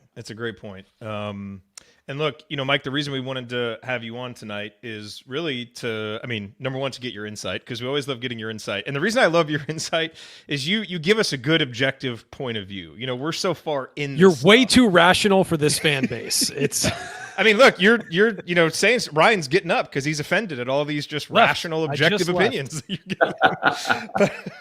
but no, so we really appreciate you coming on, and really we just want to say thank you to you for coming on the show. And when you start out like we do, as kind of nobodies and just try and build it up, it always is so helpful when someone who is established like you can kind of give the sign of respect of coming on the show, because you have a lot of things that you can do with your time. And so we really appreciate you coming on. Our audience is always excited, always asking to have you on. So we just really appreciate you coming, what you've meant to the show. And I've just had so much fun with our conversations through the years. Well, congratulations, guys, on 1,000. It's been fun to be a part of it along the way. You guys do a wonderful job. I really admire all your work. And even Brian, even though he was a little off in his initial scouting report on Coach, it's fun to come on, and I'm really impressed. And speaking of episodes, Sunday night we will start our 13th season of Big Ten basketball and beyond. So heck yes. yes. Looking Wow, for that you got us Big Ten beat. Network. I'm excited about that. The 13th season. There's a lot of I every year I look up, okay, what TV shows didn't make it to year 13? That's right. So we're closing in on Bonanza. We're getting there. Well, Mike, thanks. Interesting trivia question. I was named after a character in Bonanza. What? How did we not know this? Jared Barkley, I think, was the character. No, that's name. the Big Valley. Big Valley, that's what it was. Oh. Okay. See, I don't even know what show it was. I don't even know what I that always is. get those two shows mixed up. Just okay, so Mike knew. trying so hard to make connections. Of What course, are you the gonna old do? guy knows the difference. Of course. Mike, we appreciate you always being involved, man. You're the best. You two, you guys, thank you for having me, and congratulations, and enjoy the rest of your celebration. Thanks. All right, will do. Absolutely. Thank you. Mike. Thank you, Mike. The great Mike DeCourcy, everybody. Always, just adding that objective quality to his Way analysis, too which objective for this fan base. I know, but it is so important. I really have You're appreciated right. that from him, because you can just get so caught in the IU-centric version of what's going on, and you forget that you're in a competition with other teams, Yeah. so it matters what you do in relation to them too. So What always makes me laugh is when people will watch just one show of Assembly Call and be like, God, Ryan, you're way too reasonable for what's going on. I'm like, well, you really have not watched the show. No one has ever. No, It's said that. so funny on Twitter. I get it all the I time. want to see like a text or an email or something where this is happening. Read my mentions on Twitter. Like you'll I never. will not do criticize- that. You yeah, you really don't want to. Trust me. It's no. An ex of mine used to follow Twitter and read my replies and try and answer people, and I'm like, don't do that. Like, just what are you doing? Just wading into that. An ex of yours would read your replies and she would try to reply, like would read support of you, or no like would read replies to my stuff and try and like fight people for what they were saying. I'm like, why are you doing that? That's just like no. But it is funny because occasionally I hear like, oh, you'll never criticize Woodson. You guys are just too soft on him. I'm like, have you ever watched the show? Like once. That's how I know. I think that we're doing an okay job is we we get piss off about both the sides. same amount on both sides now. Exactly. And so I think that's probably a good sign. And trust me, I hear from people who say we didn't criticize Archie enough. And I think by a year and a half in, we were all advocating for him to hire just an offensive coordinator because that was a very big theme. on the show. A very big theme. And that's when the whole shot doctor thing started, because we were criticized. Still available, folks. Still available. Ready to be hired. Like yeah. I mean, I realize my salary is incredibly high and you'd have to match it, but it is. Name and Fireball. Screw it. All right, so we've been rolling here for over an hour and a half. This has been awesome, tons of fun. I hope everybody has enjoyed it as much as we have. I'm not sure that's possible because this has been a lot of fun. We have not gotten to mailbag questions yet, though, so I can hang around for a little bit. Andy, I know I'm here the rest of the night, so I got maybe 10 minutes. I can, if you want to do some questions or do something else, I got about 10 more minutes. Let's make this the Andy Bottoms portion of the show. Oh God, please. That's okay. The Andy Bottoms portion. I'm down with that. Okay, so we'll do a couple questions, but you can't leave Andy without hearing Bob's thing. So we'll kind of make that the end of the show. I would never. I want to know. Is it as long as the original intro to the show, or is it? No. Well, real quick, how did you guys actually meet? Because I kind of know this story, but I don't know it fully. And I'm sure there's people who don't listen to every show and don't know the story about how you two connected. Because I didn't meet Andy until I met him in person 4 years in. Well, that's those people's fault Andy for not. I connect? Yeah, those people's fault for not listening to every show. Right. So you guys should go back and listen to 999 more shows, please, and figure this out. So I started. I did some college basketball and fantasy football writing kind of on the side at a few different places over the course of time, but which is not your career, by the way. This is completely separate from your actual career. And he hosted a podcast with Rob Doster. That's true. Back in the day, before when they were at Ballin' is a Habit. So that's right. With him and Troy. So I had kind of stumbled upon Midwest Sports Fans, I think because of some IU stuff that I had read or different things like that. And so that was really how I wrote college basketball stuff there for a while. I don't think I ever did any fantasy sports stuff for that. I think it was all college basketball stuff, as I recall. And then, so that was really how Jared and I originally connected. And I think we met, I was at a conference for work in Dallas at some point. That's right. Prior to the other meetup. So he and I like got together and at least like met each other in person for the first time. Prior to the actual meetup then, but that had been a few years after we'd been doing the show. So, yep.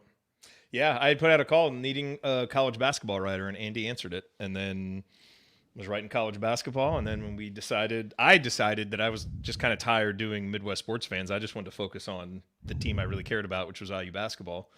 And then that's how it all kind of came from there. It's funny going back and. Huh? Jared, you got out of Midwest Sports Fans at the right time. Trust me. Yeah. Yes. Yes, I did. Yes, no, I did. Well, it's really funny just because Andy's only here for a couple minutes. I just put this in the chat. It's so funny because Andy plays very analytical on this show, and we all are a version of our personalities on this show, I would say, and are fully formed people outside of the box you see us in. Andy is one of the funniest people I know in person because he's not on here though. No, sure. you're very dry, funny on here, but you're even funnier in person. And by the way, your wife Jen is even funnier than you are. Like she's the best, and she is. The best decision you ever made was Jen, quite frankly. I mean, she probably who knows what she could have done, but could have done better for sure. Yeah, I mean, 100%. So, but no, it's so funny when I met every Andy girl grows up dreaming of dating a podcast host. Come on. It's what I throw out first on dates. Come on. No, but Andy, it's so funny because Andy, hence Ryan's like, I can be here as long as I want on a Thursday. As long as I want Thursday night. Nobody else here. Nobody else. There's that Andy dry humor. I got all the time in the world, everybody. We're fine. But no, Andy on the podcast, and I loved Andy's humor on the podcast. I love a dry humor, whatever. I met him in person. I was like, this guy is hysterical, and it's a different. There's a fully formed version of you, and I've told people repeatedly, I'm like, you would be shocked to watch a game with Andy Bottoms because you're like, and I mean this as a compliment, you're so well thought out and you're so logical and you're so step 1, step 2, step 3, this is what it is and this is what the big meaning is or whatever. but you're one of the most intense fans I have ever met in my entire life. And I mean that as a complete compliment. And the so one time I sat next to Jared, an official actually looked up at me at some point in the. I was sitting. I think I got him to smile. So that was sitting. That's all you can do. I was sitting in the press area diagonal from you guys, watching that entire thing. And Dan Dockich was a few rows in front of you, and he's a big fan of the show, obviously. So, but no, Andy is Indianapolis's number one radio host, Dan Dockich. Exactly. Boy, that was years ago, huh? But no, Long time ago. Andy is one of the people I mean, obviously Jared and I knew each other a little before. I'm so happy I got to meet Andy through this, and has become, as I've said, one of my close friends, I feel like. And so seeing you, who you really are in person is really a big, I love that. Well, Very representative moment on this show. I will that say, Ryan- I Go do ahead, not like when people say nice things about me. It makes me really uncomfortable. I know it does, and that's why I did that for Which a really is why long we time. really made it so long, because that's happened so seldom. So Yeah. it's been good that is how it worked out. So It's also very No, appropriate I that appreciate Ryan it. dubbed this the Andy Bottoms segment of the show and then talked through the whole thing, because Yeah. now it's been 10 minutes. and Because I has knew to he go. wouldn't talk very much, because that's That not what he checks out. does. He's an analytical guy. Yeah. Okay, we're gonna play the Bob Thompson thing, and then if you want to hang and answer questions, you can answer questions. So Bob emailed me, and Bob Thompson, I mean, you always hear me call him out at the end of the show. He's a guy, he's made so many just great songs for us, all the intro songs. Sometimes it's stuff I'll have an idea and I'll send it to him. And there's been a couple I think I've written the lyrics for, but most of the time it's just an idea and he runs with it. And now, and this is what makes this show so special, why we talk about how, the reason we keep coming back is the community. Now we've been doing this for so long. He just he'll have ideas and just bring them to me, because he kind of anticipates what's going to happen. And so he sent me an email yesterday, said he was working up something for episode 1000, asked me to send him some drops that he could use. And so I did. And so he sent me this just a few hours ago. I've heard it once. It's absolutely incredible. I've been dying to listen to it again, but I didn't send it to you guys because I want you to hear it first. So we'll count this as the official end of the show. Then we'll do a little AC After Dark and answer questions for a little while until Ryan passes out from all the shots that he's been taking. I wish this stuff was stronger. It's really, I'm not even buzzed. it's just rotting your insides, but otherwise it's not really doing I'm anything. dying, but I might have to call an ambulance when I'm sober. But here it is, the world premiere debut of Bob Thompson's new song, 1000th Podcast. Here we go.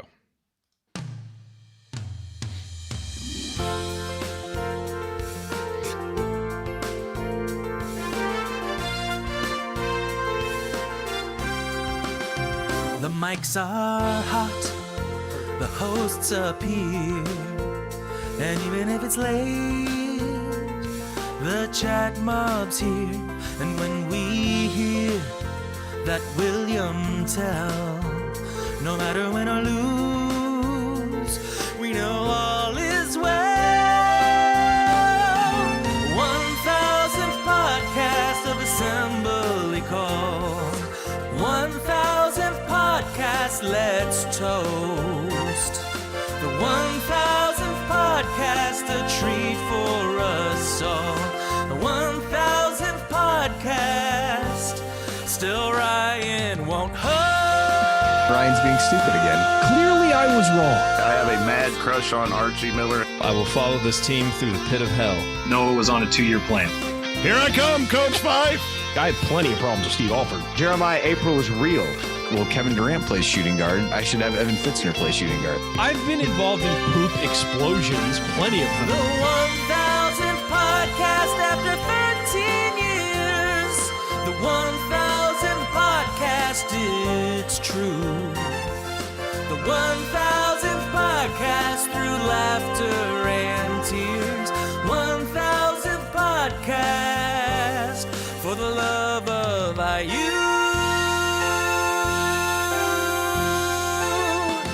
1000th podcast. And welcome, Hoosier fans, to another victorious episode of the Assembly Call. As tonight, I emailed Bob after I listened to it for the first time, and I told him it was incredible. I was laughing and I had tears in my eyes from the laughter and just from the emotion of all the years and the fact that he made that and spent all that time making it. Just unbelievable. Bob, thank you so much for that. We love you, brother. We need to post that on Twitter, the whole thing. Just when I thought it couldn't get better, there was the poop explosion thing, and then I just lost it. It was just too much. That sent me. I think that was a story about you like taking care of your niece and nephew or something. God, I hope it was. I don't know. No, that is. I remember telling that story because people were saying like, you've never experienced being a dad. You don't know these things. I'm like, I have 4 nieces and nephews. I have seen things, which is why I don't have kids. Yes. So. Oh man. Oh, that was no, amazing. Bob. That was incredible. I'm just gonna listen to it over and over again. Yeah, that's so good. You're right. And just- We'll post that on. Yeah, please do. Post the whole social thing. for sure. Yeah. Oh man.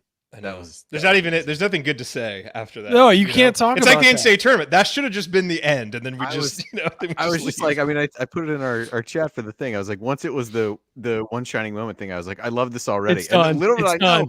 how Yeah. much better it would get. I know. So, what It are you just gonna got do? better from there. That was outstanding, Bob. So I think I first met Bob. I think it was before one of the meetups. I was just walking through the concourse at Assembly Hall, and he grabbed me, like introduced himself and whatever. Just an awesome guy, and has done such a good job with the intros and everything. It's been amazing. Just one of many great folks that this has brought us in contact with. And he even said, I think earlier in the chat, that like Chronic is what, as you had him on, Jared. It's funny you were talking about like how he kind of broadened the outreach. And I think Bob was one that was in the chat that was like, yeah, that's how I found the show. So, yep, just incredible. Oh my God, incredible! Thank you, Bob. That was awesome. Absolutely great. All right, Andy, do we need to bid you adieu for the evening? Yeah, I'm gonna call it a night here. It's been a long day for a variety of reasons, long week. But I will be sure to listen to the rest of this. And thanks again, everybody, for being here. This was an absolute blast for a variety of reasons. If for no other one than it gave us a chance to not really talk about the team. That was really when things took a downturn. The chat turned somber quickly when it was like, oh, I thought I was told there would be no basketball talk on this podcast. So I anyway. think for it to count as an official episode, we had to talk a little basketball. Something. So we did the minimum. Now we can count this as an episode. We did the of minimum. Assembly Call. Absolutely. So Absolutely. So we've done that. We've made fun of Ryan. I think we've pretty much hit all the things that have to happen. There's more of that to come. Pretty solid. Yes. So yeah, we'll I look forward to the answers. Tons of good questions. I think we can probably save some of these for the off season when we're trying to figure out how to fill a show in mid-June. There's a lot of good ones we could probably delve into a little bit more on here. So I look forward to hearing what you guys have to say. I'll come out with another one of my sterling, never wrong off-season hot takes, and we'll just do that for the off-season. Well, I mean, everybody's looking forward to that, so there's no reason to steer away from that now. So anyway, all right. Thanks love everybody. You, Andy. Cool, Appreciate Andy. it. Love you guys. I'll see you tomorrow. You're gonna be on the show tomorrow, right? Yes, I will see you. I will see you tomorrow for hopefully a victorious episode. For as Ryan said, the journey to 2000 starts tomorrow. So. Hopefully it enjoy this tonight and refocus hopefully tomorrow. Hopefully it starts on a positive note. So yeah, I'll be here. Yes. Cool. Thanks, I think I heard Stephen Bardo on the call again. So great. Yeah. All right. Who will need to drink after that show? Well, I mean, potentially I need to drink during the actual game. I think at that point, the show is fine. It's just you gotta survive the show. But anyway, all these shots are going to hit Ryan at one time, Andy. Honestly, this stuff is so like weird. Well, I mean, God forbid, turns I'm into not even buzzed. Another explosion of a kind he mentioned earlier. That, you just never know. You just never know what might happen. I've gotten it. Like I think I've ingested way too much antifreeze at this point. But other than that, I'm fine. It's good. Okay. All right. AC After Dark, sponsored by what is it? What's it called? Fire something? Fireball. What is it? Fireball. Thanks, right, Andy. see you tomorrow, man. All right. Good old Fireball. All right. Well, let's answer a few questions here. We'll go late into the night.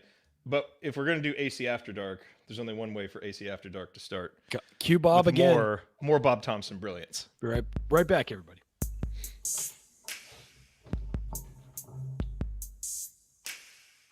When the show is over, but there's more to be said.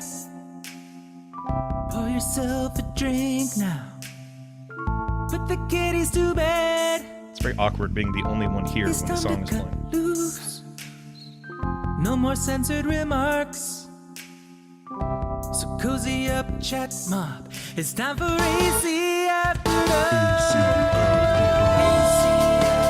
Gotta have a little butthole in you. San Diego chicken shit. Here I come, Coach Mike. I think I kissed a lot of girls. I think I might even kiss a lot of guys. I don't know. These are all rumors. I don't know what's true and what's not. Turn your butt cheeks on. Assembly call co-host arrested. Yeah, we haven't done AC After Dark in a while because we don't typically do it during the season. It tends to be No. more of an off-season thing. It is. We gotta get back to it. What we really need is Ryan to get back out, get his social life going again. That's where a lot of the AC After Dark stories come. You know, leaving your phone in an Uber, all the other stuff. That one was bad. That was a bad one. No, I've had people ask me why I don't talk about my personal life as much on here. And guys, the last time I did that ended poorly, and so I've decided to, kind of leave that to the side for a while. I think the next time I hear about my personal life is when somebody moves in. Like, I think that's. But yeah, no. Talked about it a lot for a long time, and didn't end up super well. So I'm just kind of leaving that to go for now. It's all right. Her loss. Well, I mean, it's fine. There's no animosity there. It's just didn't work out. Okay, let's hit a few of these. Now, some of these are going to be, there are a few questions that are really good to have Coach and Andy here for. So we will save these. Everybody who sent a question, we will answer them. We're not going to do them all tonight, but we'll do them as we move forward on some AC radios. Like, for instance, Alex asked, what's everybody's favorite high school gym that you've been to in Indiana? We got to get Coach's thoughts on that. For me, it's the Wigwam in Anderson. I used to go there with my dad to watch. That's a good one. My dad was recruiting Ben Klusmeyer, who he was a tight end that ended up going to Indiana, but he played with Kojak Fuller. So when I was growing up, I loved Kojak Fuller. He was like, his game was kind of similar to Yogi Ferrell a little bit. He was like the short, undersized guard. Sure. I think he ended up having a bunch of legal problems, but he was awesome. Mine And is that gym okay. was so great. Mine is so great. Seymour. Seymour, I used to cover them a lot for when I worked in Columbus as just a beat writer. And the place was never full because they did not have a good basketball team. But I also covered when Bloomington South was undefeated and number one with Jordan Hulls. And Nice. they extended all, usually just the lower section, the chairs were out, but you could tell it was massive. And for that one, they brought all the stands forward and it was packed. Like, I did not have a press area seat for that, but I was covering it. I had to sit in the stands, tightened in with my little notebook, writing notes. And I think they played New Albany, and Bloomington South obviously won and went on. But I love that Seymour gym. It's enormous, but yeah. By the way, Ryan, Clint is inviting you to LA so you can go out on Manhattan Beach and get some ladies. Look, Clint, I love Sharkies as much as anybody in Manhattan Beach, but ladies aren't the issue. We just don't talk about what's going on there. So eventually, you guys will all hear, but it's just we keep that off. We will bring that question back. Yes. Okay, this one from, and by the way, there were a bunch of questions submitted about the team. We're gonna hold off on those.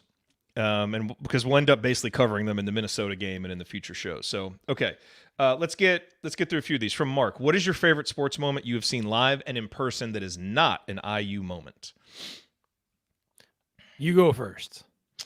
Well, there's two that immediately come to mind for me. One is going to the Super Bowl when my dad was a scout for the 49ers. Nice. Yeah, when they played the Ravens. That was really fun. Oh, you were? That's right. You were there. Yeah, we were there. I watched the Indiana-Michigan game when it was 1 versus 2, when Hulls threw the alley-oop to Victor, that if he had gotten it, the roof would have blown off. I watched that on the treadmill at the hotel in New Orleans. So we were there, in the stadium when the power went out. Remember that? When it was they had to halt the game for 45 minutes? And it was so weird being it was weird being in the stadium because you had no idea what was going on, really. So anyway, but it was really cool because they had a little reception and party, the night before. And so all of those awesome 49ers from that team, Frank Gore, Patrick Willis, all of those guys were there. So it was cool just to get to kind of meet them and hang out. And then another one that's kind of underrated, and I hadn't thought about it until just now when I read Mark's question. My dad and I went to a White Sox game, and I don't even remember the year, But we went to the White Sox game, and we're driving up. There's a White Sox Yankees game. I'm a big White Sox fan. My dad's always liked the Yankees, and so we go up there and we're kind of looking at the pitching matchups for that day. And I don't remember who was pitching for Chicago, but the starting pitcher for New York was this rookie named Mariano Rivera. Oh, yeah, and he was awesome that day. And we're like, whatever happened to that guy? Who the heck is this guy? It's easy to forget he came up as a starter, and I don't know if it was his first start, but it was very, very early in his career, and he was great. So it was kind of cool watching the rest of his career play out and knowing that, we were there for one of his first starts. So that was cool. And it was cool because I got to go with my dad. I think mine is, there are so many, I've been in a lot of bad losses. I will say, like, Padres bad losses, IU bad losses. I will say my favorite IU game, I was at the Duke IU, game. I was covering that in college, and that was just the most incredible atmosphere. Yeah, you guys don't know that story? Okay, I'll start. Interesting. No. So Marco Killingsworth. No. But I was, that was just an amazing atmosphere, and they lost. It doesn't mean it wasn't a great game, but they lost. And then my favorite IU game that I've been to, though, was the Purdue win that we were there for the meetup last year. The Huchifino bucket at the end, the dunk at the end, like that's my favorite IU game I've ever been to. As far as personally, 1998, the Padres made the World Series. And one of the games, which is the NLCS against the Dodgers or against the Braves, I'm sorry. I went to, and they lost, but I went to the division series against Houston and Qualcomm Stadium. I don't know if you guys know anything about that stadium before they demolished it, but it was like 80,000 people, and it was packed for baseball. Baseball, usually it got out like 30,000, like a solid 30 to 50,000, solid crowd for a baseball game. But for the playoffs, they filled in the entire bowl. And so it was a football atmosphere for a baseball game. And my parents had season tickets and took me, and we went to game 3, and the Padres beat the Astros 2-1. It was the loudest I have ever heard a stadium in my entire life, because it was 80,000 people cheering for the same thing. And the Padres were not supposed to win that series. The Astros had just gotten Randy Johnson, and they had Billy Wagner, and they had Jeff Bagwell and Biggio and all these guys. And the Padres were just Tony Gwynn and I guess Ken Caminiti, Greg Vaughn, but not what the Astros had. And I remember that whole way on that series. Then they played the Braves, and we went and they lost, sadly. But the atmosphere was crazy. And everybody wanted it to be Braves Yankees in that World Series, and they upset the Braves. And then they went to the World Series and they played the Yankees, who were the 1998 Yankees, are one of the great baseball teams of all time. Speaking of Mariano Rivera, and they swept the Padres 4-0, but every game was kind of close and they were almost there. But that division series game, I have never been in an atmosphere like that. It was the second you walk in the stadium, people were there 45 minutes early. And people talk about Southern California just not being intense, but when teams are good in Southern California, the fan base is amazing in places like this because they're so starved for it. And so just being there for that, such an intense feeling, was amazing. And the other one I have that is not IU basketball, it's IU soccer. My senior year, we used to go to the soccer games all the time because IU was back-to-back defending national champions. They won 2 while I was there. And it was 2006. They had a really good team, a lot of talented players. They had struggled early, but they kind of found their footing, and they were playing undefeated Akron, who was like something like 16-0 or 15-0 or something like that. Yeah. And Indiana won in overtime and scored a goal. It was Brian Plotkin, I believe, scored the goal, if I remember correctly. And everybody rushed the field. It was packed. They had the 20 guys from the Marching 100 there, guys and girls from the Marching 100 there playing the whole game. And they scored a goal in overtime. And everybody, the only time I've ever rushed the court or field, and that was so much fun. And we're jumping on the players, and it was just so great. It was such a college thing. It's soccer at a college campus, and we are sprinting on the field in mid-November or whatever it was, freezing our asses off, but everybody's partying together for that.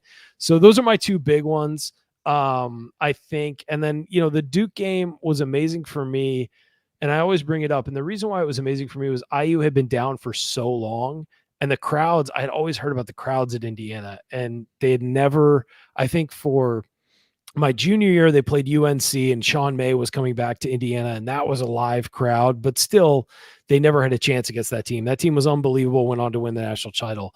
But against Duke, it felt like they had a chance, and that crowd was the most like college crowd I've ever been a part of to this day.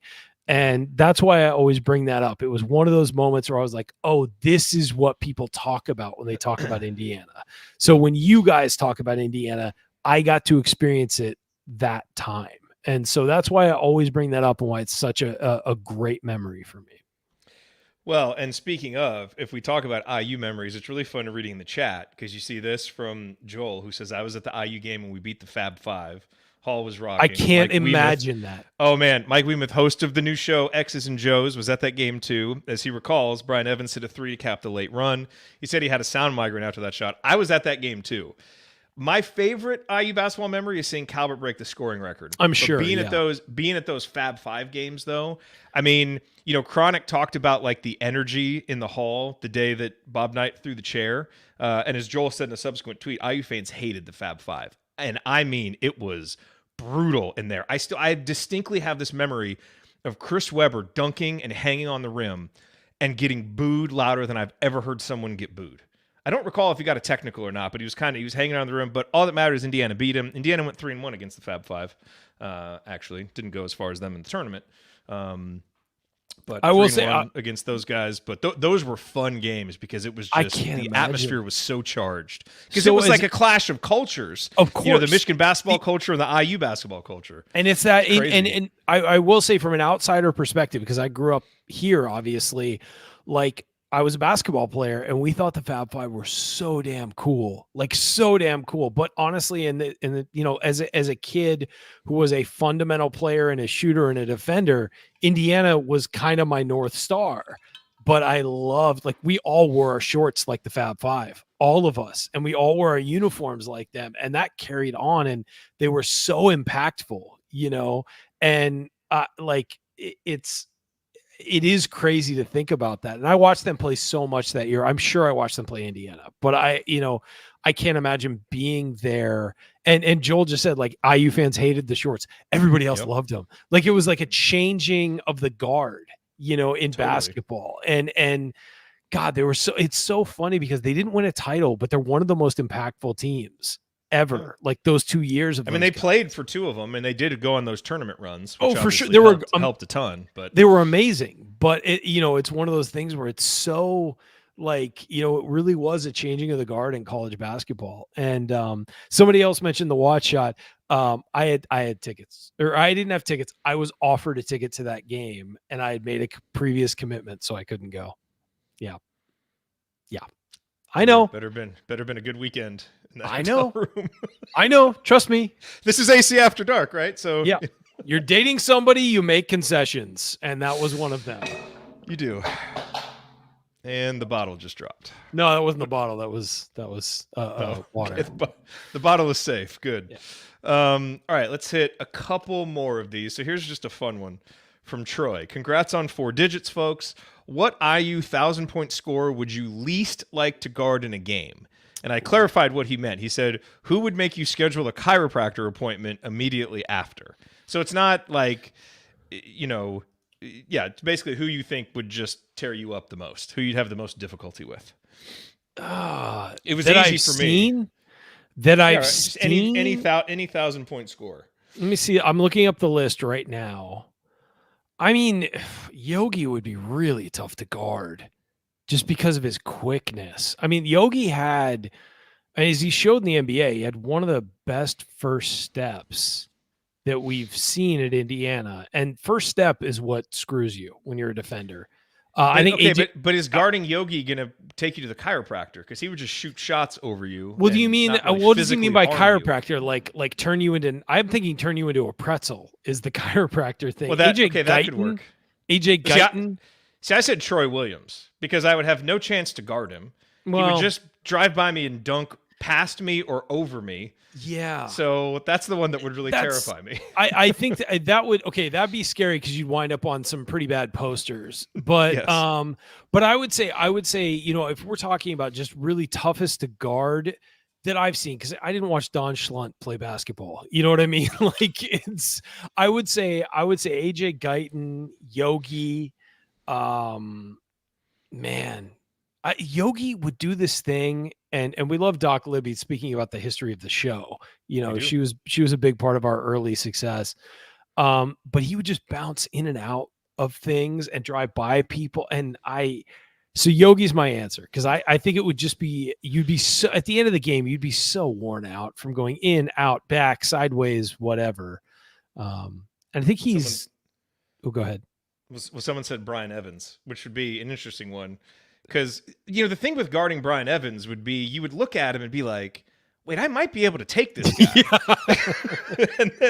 and then he would just shoot over you and dunk over you. And, you know, pass around you and bitch about the state of the team. And like, so it would be a very difficult session of basketball. Calbert would be impossible to guard, but he'd leave you in the dust so much that it just wouldn't even matter. You know what I mean? Like you just kind of be like, I'm not even tired. He just killed me. Yep. But yeah, I would say Yogi, at least from, you know, I started watching IU in 2003 when I went there. I mean, regularly. I obviously watched him growing up, but I would say Yogi would be the toughest to guard, because he could do so many different things and would make you look foolish all the time. Yep. Okay, let's hit a couple more. Sure, I got plenty of time. I gotta make my daughter's lunch for tomorrow. I just remembered. I know these are don't have those problems. No. Okay, here's from Matthew Rice. Which Big Ten school do you guys dislike the least? The least? You go first. I got to think about this. All right. Oh, I got one. So there was a while there. It's gone now, but there was a while there when I wouldn't say I liked Michigan State, but I really respected Michigan State, and there were a lot of their players like Draymond Green and Cassius Winston, and just guys that I really, really appreciated their games. And so I would kind of find myself like watching them and rooting for them. I've really grown kind of disillusioned with Izzo a little bit the last few years, and that's kind of fallen away. So they're kind of lumped in with everybody else now. I would say for me, in terms of dislike the least, it's really just like probably like Minnesota and Nebraska, just because I don't really think about them. So I'm just kind of indifferent to them. The other ones I have like real active kind of hatreds and grievances against. Sure. But those, you know, and even Penn State, I mean, just because of the way they've beaten us the last few years, I've grown to dislike them. But, you know, Minnesota, I just don't, well, I say that, and then I think about my childhood memories of the barn. I don't know. I dislike them all. So yeah, maybe Nebraska, just because they're the newest. They've been relatively dormant, but they not also for just much kicked longer. Our butt. I know they also just kicked our butt, and so now I have reason to dislike them. I feel like this is a trick. But how do you feel about Oregon, Washington, UCLA? Okay, there you go. For me, it's always been Penn State. My brother-in-law went to Penn State. I know they've had their issues. Trust me, and I'm on board with everybody wanting them erased for the issues that went on there. But I grew up a Penn State fan. My dad's from Pennsylvania. Grew up in Pennsylvania. I loved the white uniforms in football. You know, they have one of the best uniforms in all of college sports. Is that football uniform? I think them, like USC. When they have whiteouts at night, it's amazing. Awesome and that's so, a cool scene. You know, removing the awfulness that went on there, I've always had a soft spot for Penn State because I've always liked the way that their program has been and things like that. I do think that Penn State, USC, and UCLA, three of the best uniforms in college sports, are all going to be in the Big Ten next year. I like USC and UCLA both wearing their home uniforms when they play each other is one of the best traditions in college sports. It's because they're both such clean, awesome traditional uniforms. They don't do the Oregon thing where they have 4,000 uniforms and all that stuff. And Penn State is, I cannot wait. Penn State and USC played each other in a Rose Bowl a few years ago. And I was just like, that's college football right there. Those uniforms, that is college football. So I've always had a soft spot for Penn State. Otherwise, you know, it's the teams I hate the least, like you said, with Nebraska and Minnesota and, I don't even consider Maryland part of the Big Ten really at this point. Maryland. It's so but if you're going with They're the annoying traditional, though, so I dislike. they them are. very much. No, I agree. But if you're going with the traditional, I would say Penn State. And it's funny because all the teams that have been added to the Big Ten over the years, Penn State feels like a Big Ten team. It doesn't feel like, well, that was an independent team that got lumped in. The rest, even Nebraska. It took a little while, but I agree. I have to be reminded sometimes that Penn State wasn't there. Nebraska kind of feels Big Ten-ish. But Maryland and Rutgers don't feel like Big Ten teams. Oregon, Washington, USC, UCLA do not feel like Big Ten teams. So but I will say Penn State does feel like a traditional Big Ten team. So interesting quote from Dominic here. He says, Ryan, surprisingly traditionalist. No, he respects all other schools' traditions. It's ours he wants to bulldoze. No. I respect the traditions. I think the arena needs to be bulldozed, razed to the ground, and burned and made into a new one. That's all. It's the only place we can win games, Ryan, and you wanna tear it down. What? I'm pretty sure they won games before that arena. No, I'm kidding. I know I'm kidding. Okay, a couple more. Okay, I really like this one from Jamie. What are your highest highs and lowest lows on post-game shows? All time? What do we like? My lowest low was the Syracuse game. Was when Indiana lost to Syracuse. I watched that. I was living in Milwaukee at the time, which dark days indeed. 10 straight days of -5 will change your perspective on life. But I was watching it. There was a bar down the street around the corner, and everybody there, I'd gotten to know everybody there. I would work from there at lunch. And so everybody in the bar knew me and knew Indiana was playing. So they put every television. It was March Madness with a bunch of other games going on, and they put every television in the place on the IU Syracuse game because they loved me. And we were watching that game and seeing IU lose. They asked me, like, are you okay? And they knew I did the show, and they knew I was from India and all that. And you're like, yes, I predicted this 2 weeks ago. I did. And that was the worst feeling in the world. But they started putting a few TVs to other things because that wasn't even a close game, guys. And I remember walking home, you guys were doing the show, and I called in from my phone. I walked. It was so cold out at that point. I walked into the mall across the street and just sat down. And it was an empty mall, but the doors were always open. And I literally sat down on the floor and called into the game. And I was so upset because that was my favorite team, maybe that I had ever followed. And to see them lose, like that was, I literally was sitting on the floor up against a window in a mall, calling you guys to be like, this is so sad. I'm so sad right now. Yeah. The highs, honestly, the most fun I've had doing a post-game show. I don't know. I'll have to think about that. Go with your lowest, and I'll think of my highest. Yeah, I mean, to me, there's kind of two categories of lowest. One is the one that you talked about, when it's the last time that you're going to see a team that you love or players that you love. Yeah, that was big. That's always kind of hard. Now, I don't consider it the lowest of the low because it's still a team you appreciated and you probably at least enjoyed the experience of watching them. To me, the lowest lows are when the team plays terrible at home. That's, I saw a tweet earlier today. Someone, sent out about Indiana winning their 50th straight game at home in 1994. Like my formidable IU basketball years, we never lost at home. Never. Like you just didn't. It wasn't in the question, and it was just some kind of crazy occurrence if it did happen. So when we play bad at home, and the three games that come to mind immediately, and certainly Woody's had his share, but the Nebraska and Michigan losses in Romeo's year at the beginning of that 12 out of 13 streak were awful. But the worst one, do you remember what the worst one was? The Purdue game, when we came back for the meetup, when Coach Knight came back. Yeah. How bad they played. I agree with you on the game, but we had so much fun that night. Right. That I think it buoyed me, and I don't think of that as a negative. But you're right. You're absolutely right. And we didn't do a post-game show for that one? Or wait, we did. I guess we did. Oh, we did a live post-game show. We did a live post-game show, and players came after. Disaster. That's right. Yes. Yeah. Yeah, so that to me is the lowest low. The highest highs for me, I mean, obviously like big wins and wins over rivals and stuff. But what means the most to me are seeing a guy that we've gone through struggles with experience a big triumph that leads to a win. Like, I think probably the most fun and most excited I've ever been for a post-game show is after Rob Finney beat Purdue.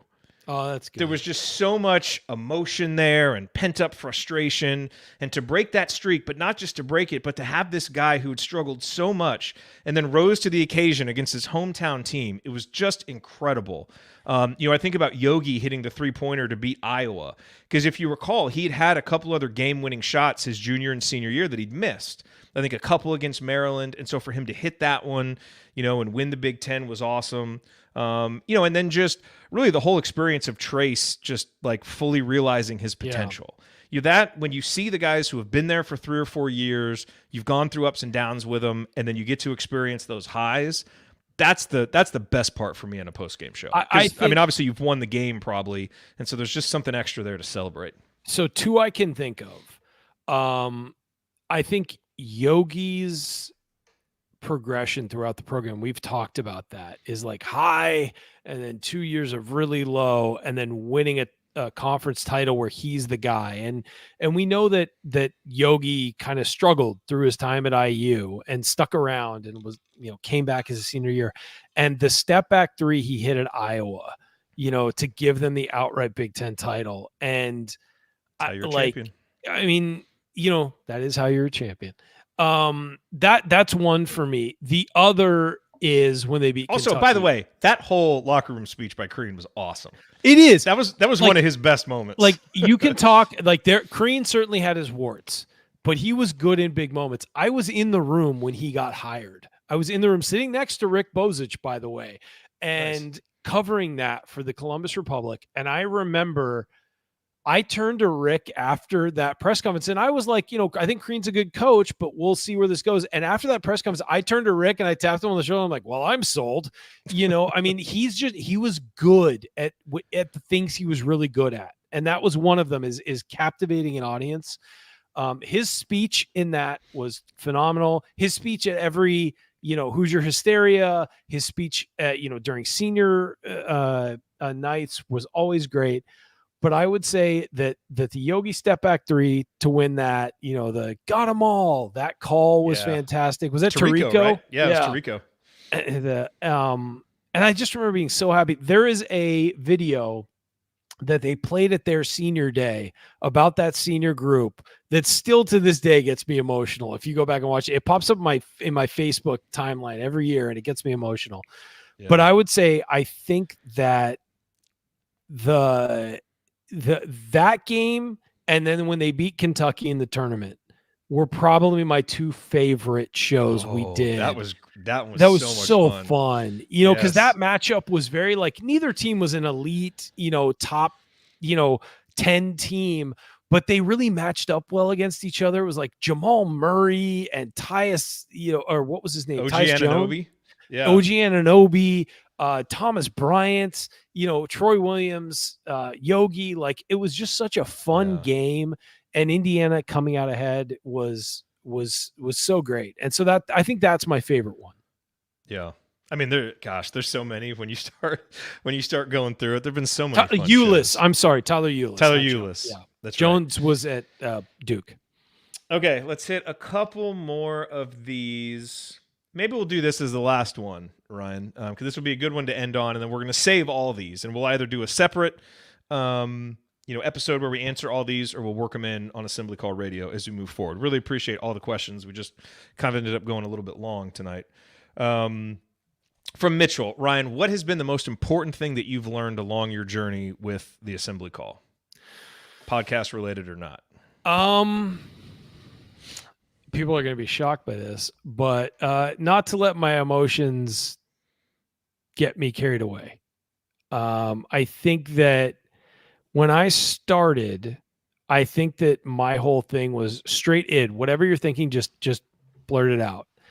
And I think that I heard from people within the first few years, because you don't realize, like, when you do this, again, we're talking into a camera that is attached to a small thing, and it's just right now it's just Jared and I'm just talking to Jared, and you don't think about this going out into the world. And I think we've gathered a greater perspective for that over the years.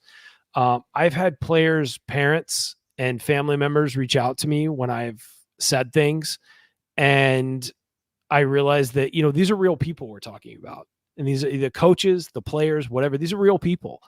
And I think that's been in my entire sports career. That's been a thing I've learned, is that, you know, you don't go after people. You go after performances, you go after certain things that have happened and things like that. But you realize that in the grand scheme of things, basketball is a game and it's trivial. No matter how much it means to us, it's trivial.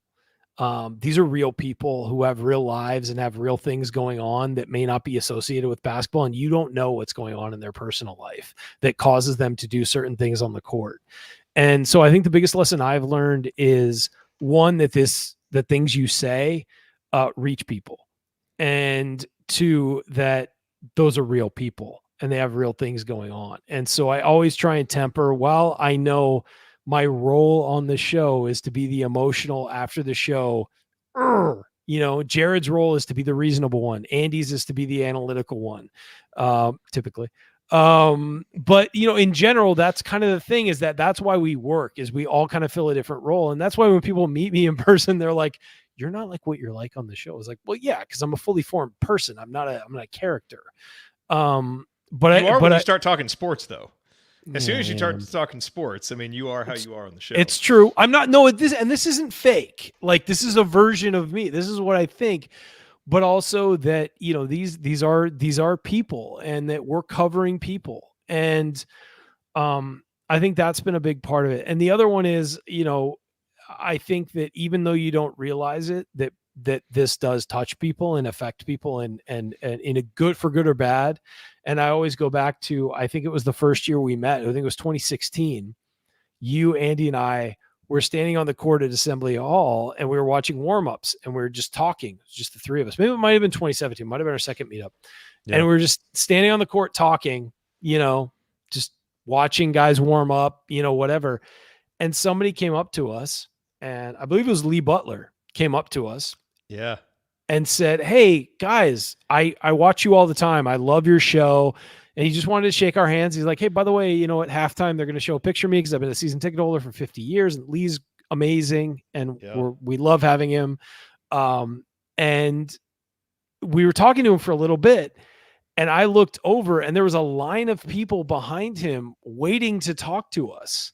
And he walked away, and the next person said, hey, guys, I love your show. And that was the first time I think I realized, oh shit, we have a responsibility to an audience, because there are actually people who listen to us and take what we say seriously or not seriously and enjoy it. And so those are the two things I've taken with me is one, the people we cover are actual fully formed human beings.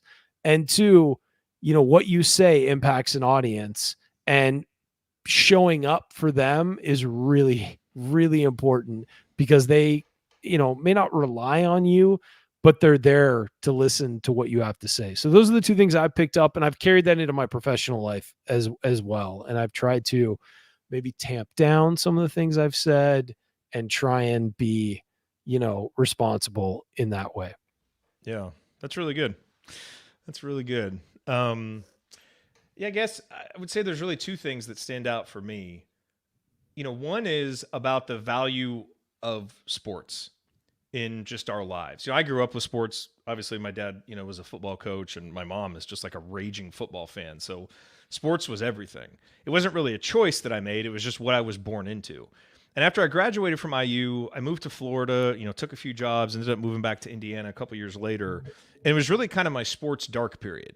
You know, because there was a part of me that was like, why am I investing so much time into sports? Like, why? Like, I still kind of liked them, but I don't know. Like, the importance of them, the meaning of them was kind of lost on me. And I think what I've learned the most since, you know, starting Midwest Sports Fans and then starting the Assembly Call, and not just, you know, hosting the show and talking about sports, but, you know, seeing the impact that it has on a community and how it brings people together.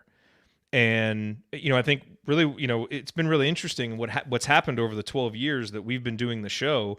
As, you know, technology has proliferated more and different societal trends have happened, people are lonelier in their lives. And one of the great things that sports does, and one of the reasons why I feel such a responsibility, to do the show for our small little corner of the world, is we have this really special thing that people come together over. And the subject that we talk about is college basketball and Indiana Hoosiers that we love. But I think the reasons why everybody keeps coming back, at least, the people who are here now at 10:30, when we're not even talking about basketball and who come to the meetups, are because we know each other and we have connections. And it's, even though they're virtual, they're still really meaningful.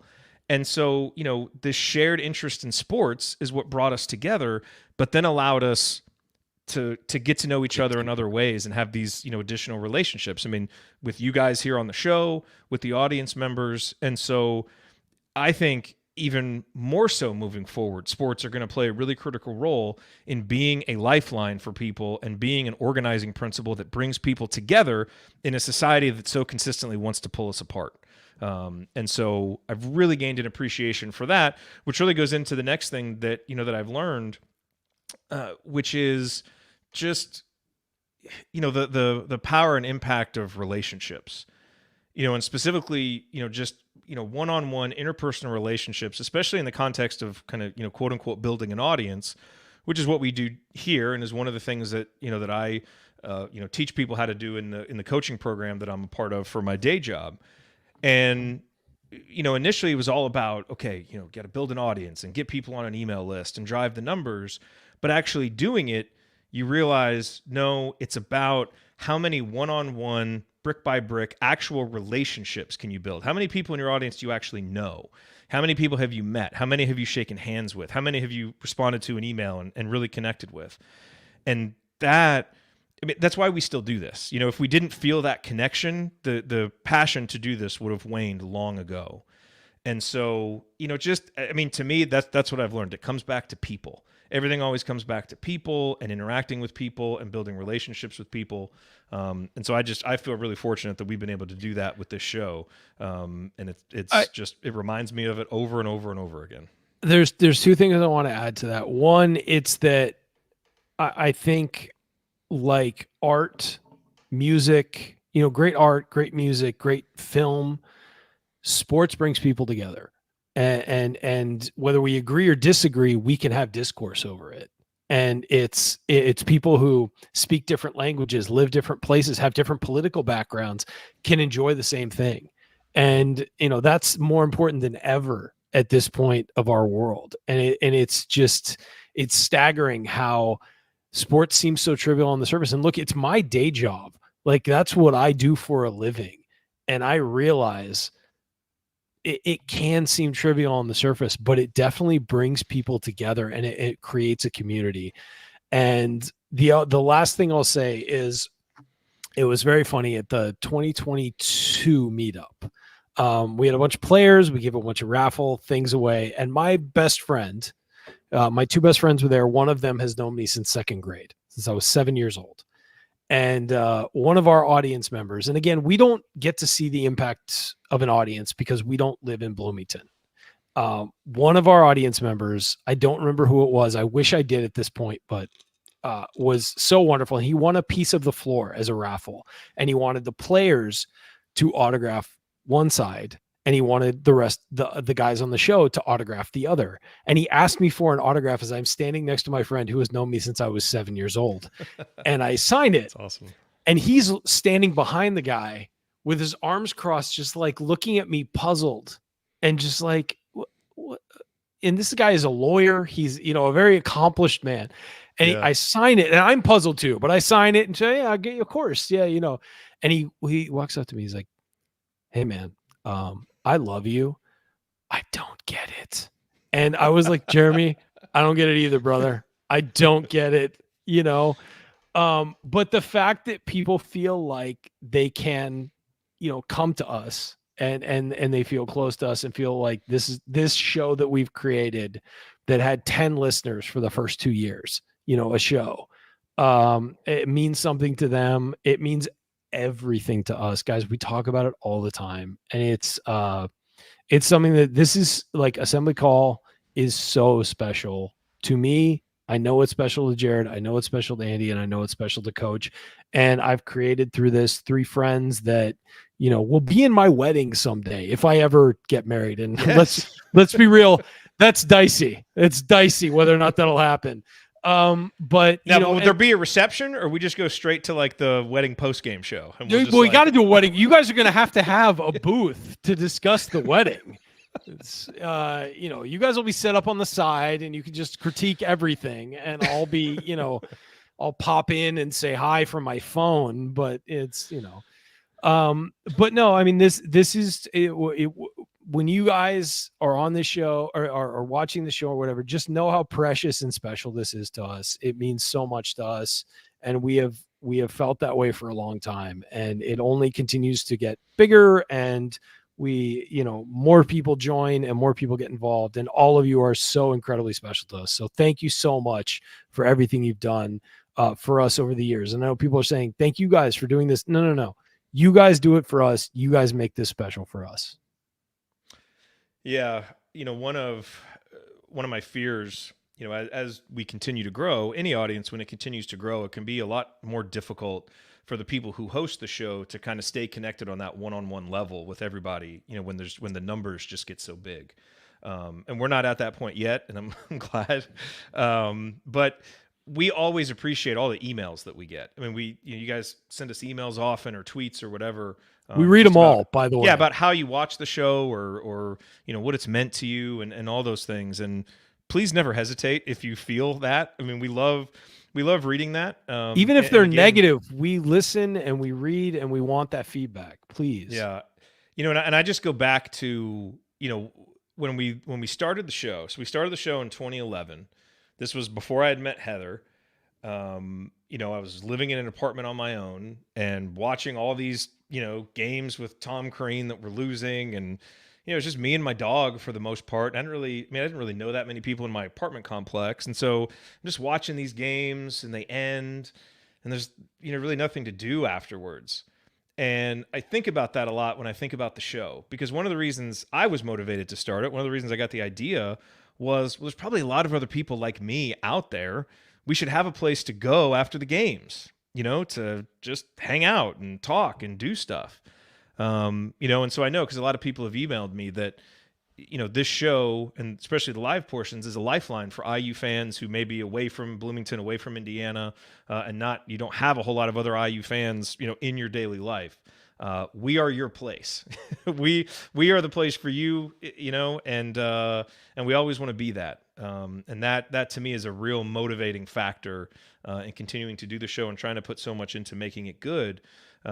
Is just, remembering me back at my apartment by myself, just wanting a connection with another fan, and so to the extent that we can do that, that is what we consider success.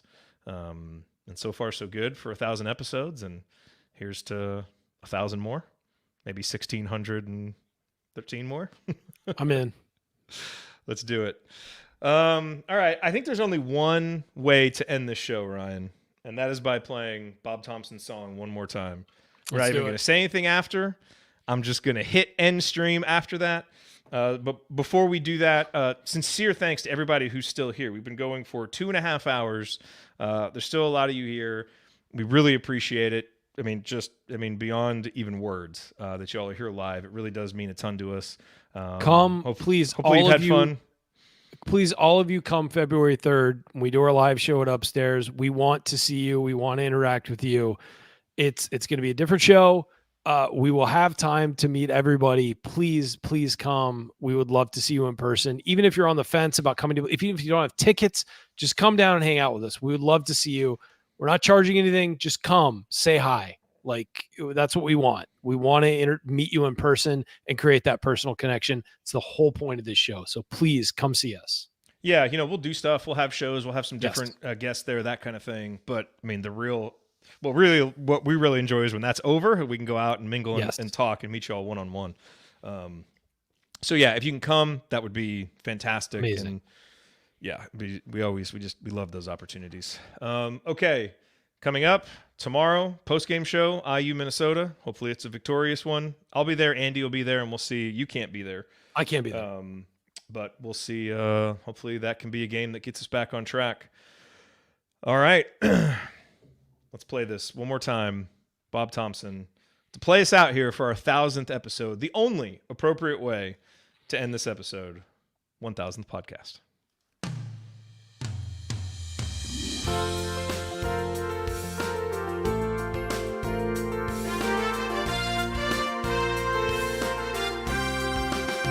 The mics are hot, the hosts appear, and even if it's late, the chat mob's here. And when we hear that William tell, no matter win or lose, we know all is well. 1000th podcast of Assembly Call. 1000th podcast, let's toast. The 1000th podcast, a treat for us all. The 1000th podcast, still Ryan won't host. Ryan's being stupid again. Clearly, I was wrong. I have a mad crush on Archie Miller. I will follow this team through the pit of hell. Noah was on a 2-year plan. Here I come, Coach Fife. I had plenty of problems with Steve Alford. Jeremiah April is real.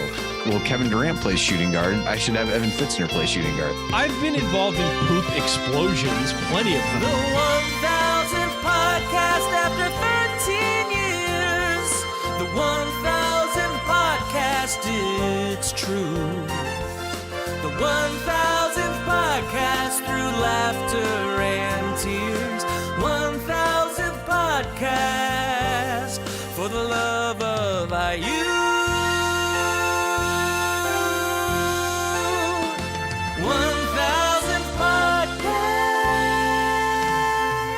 And welcome, Hoosier fans, to another victorious episode of the Assembly Call, as tonight, your Indiana Hoosiers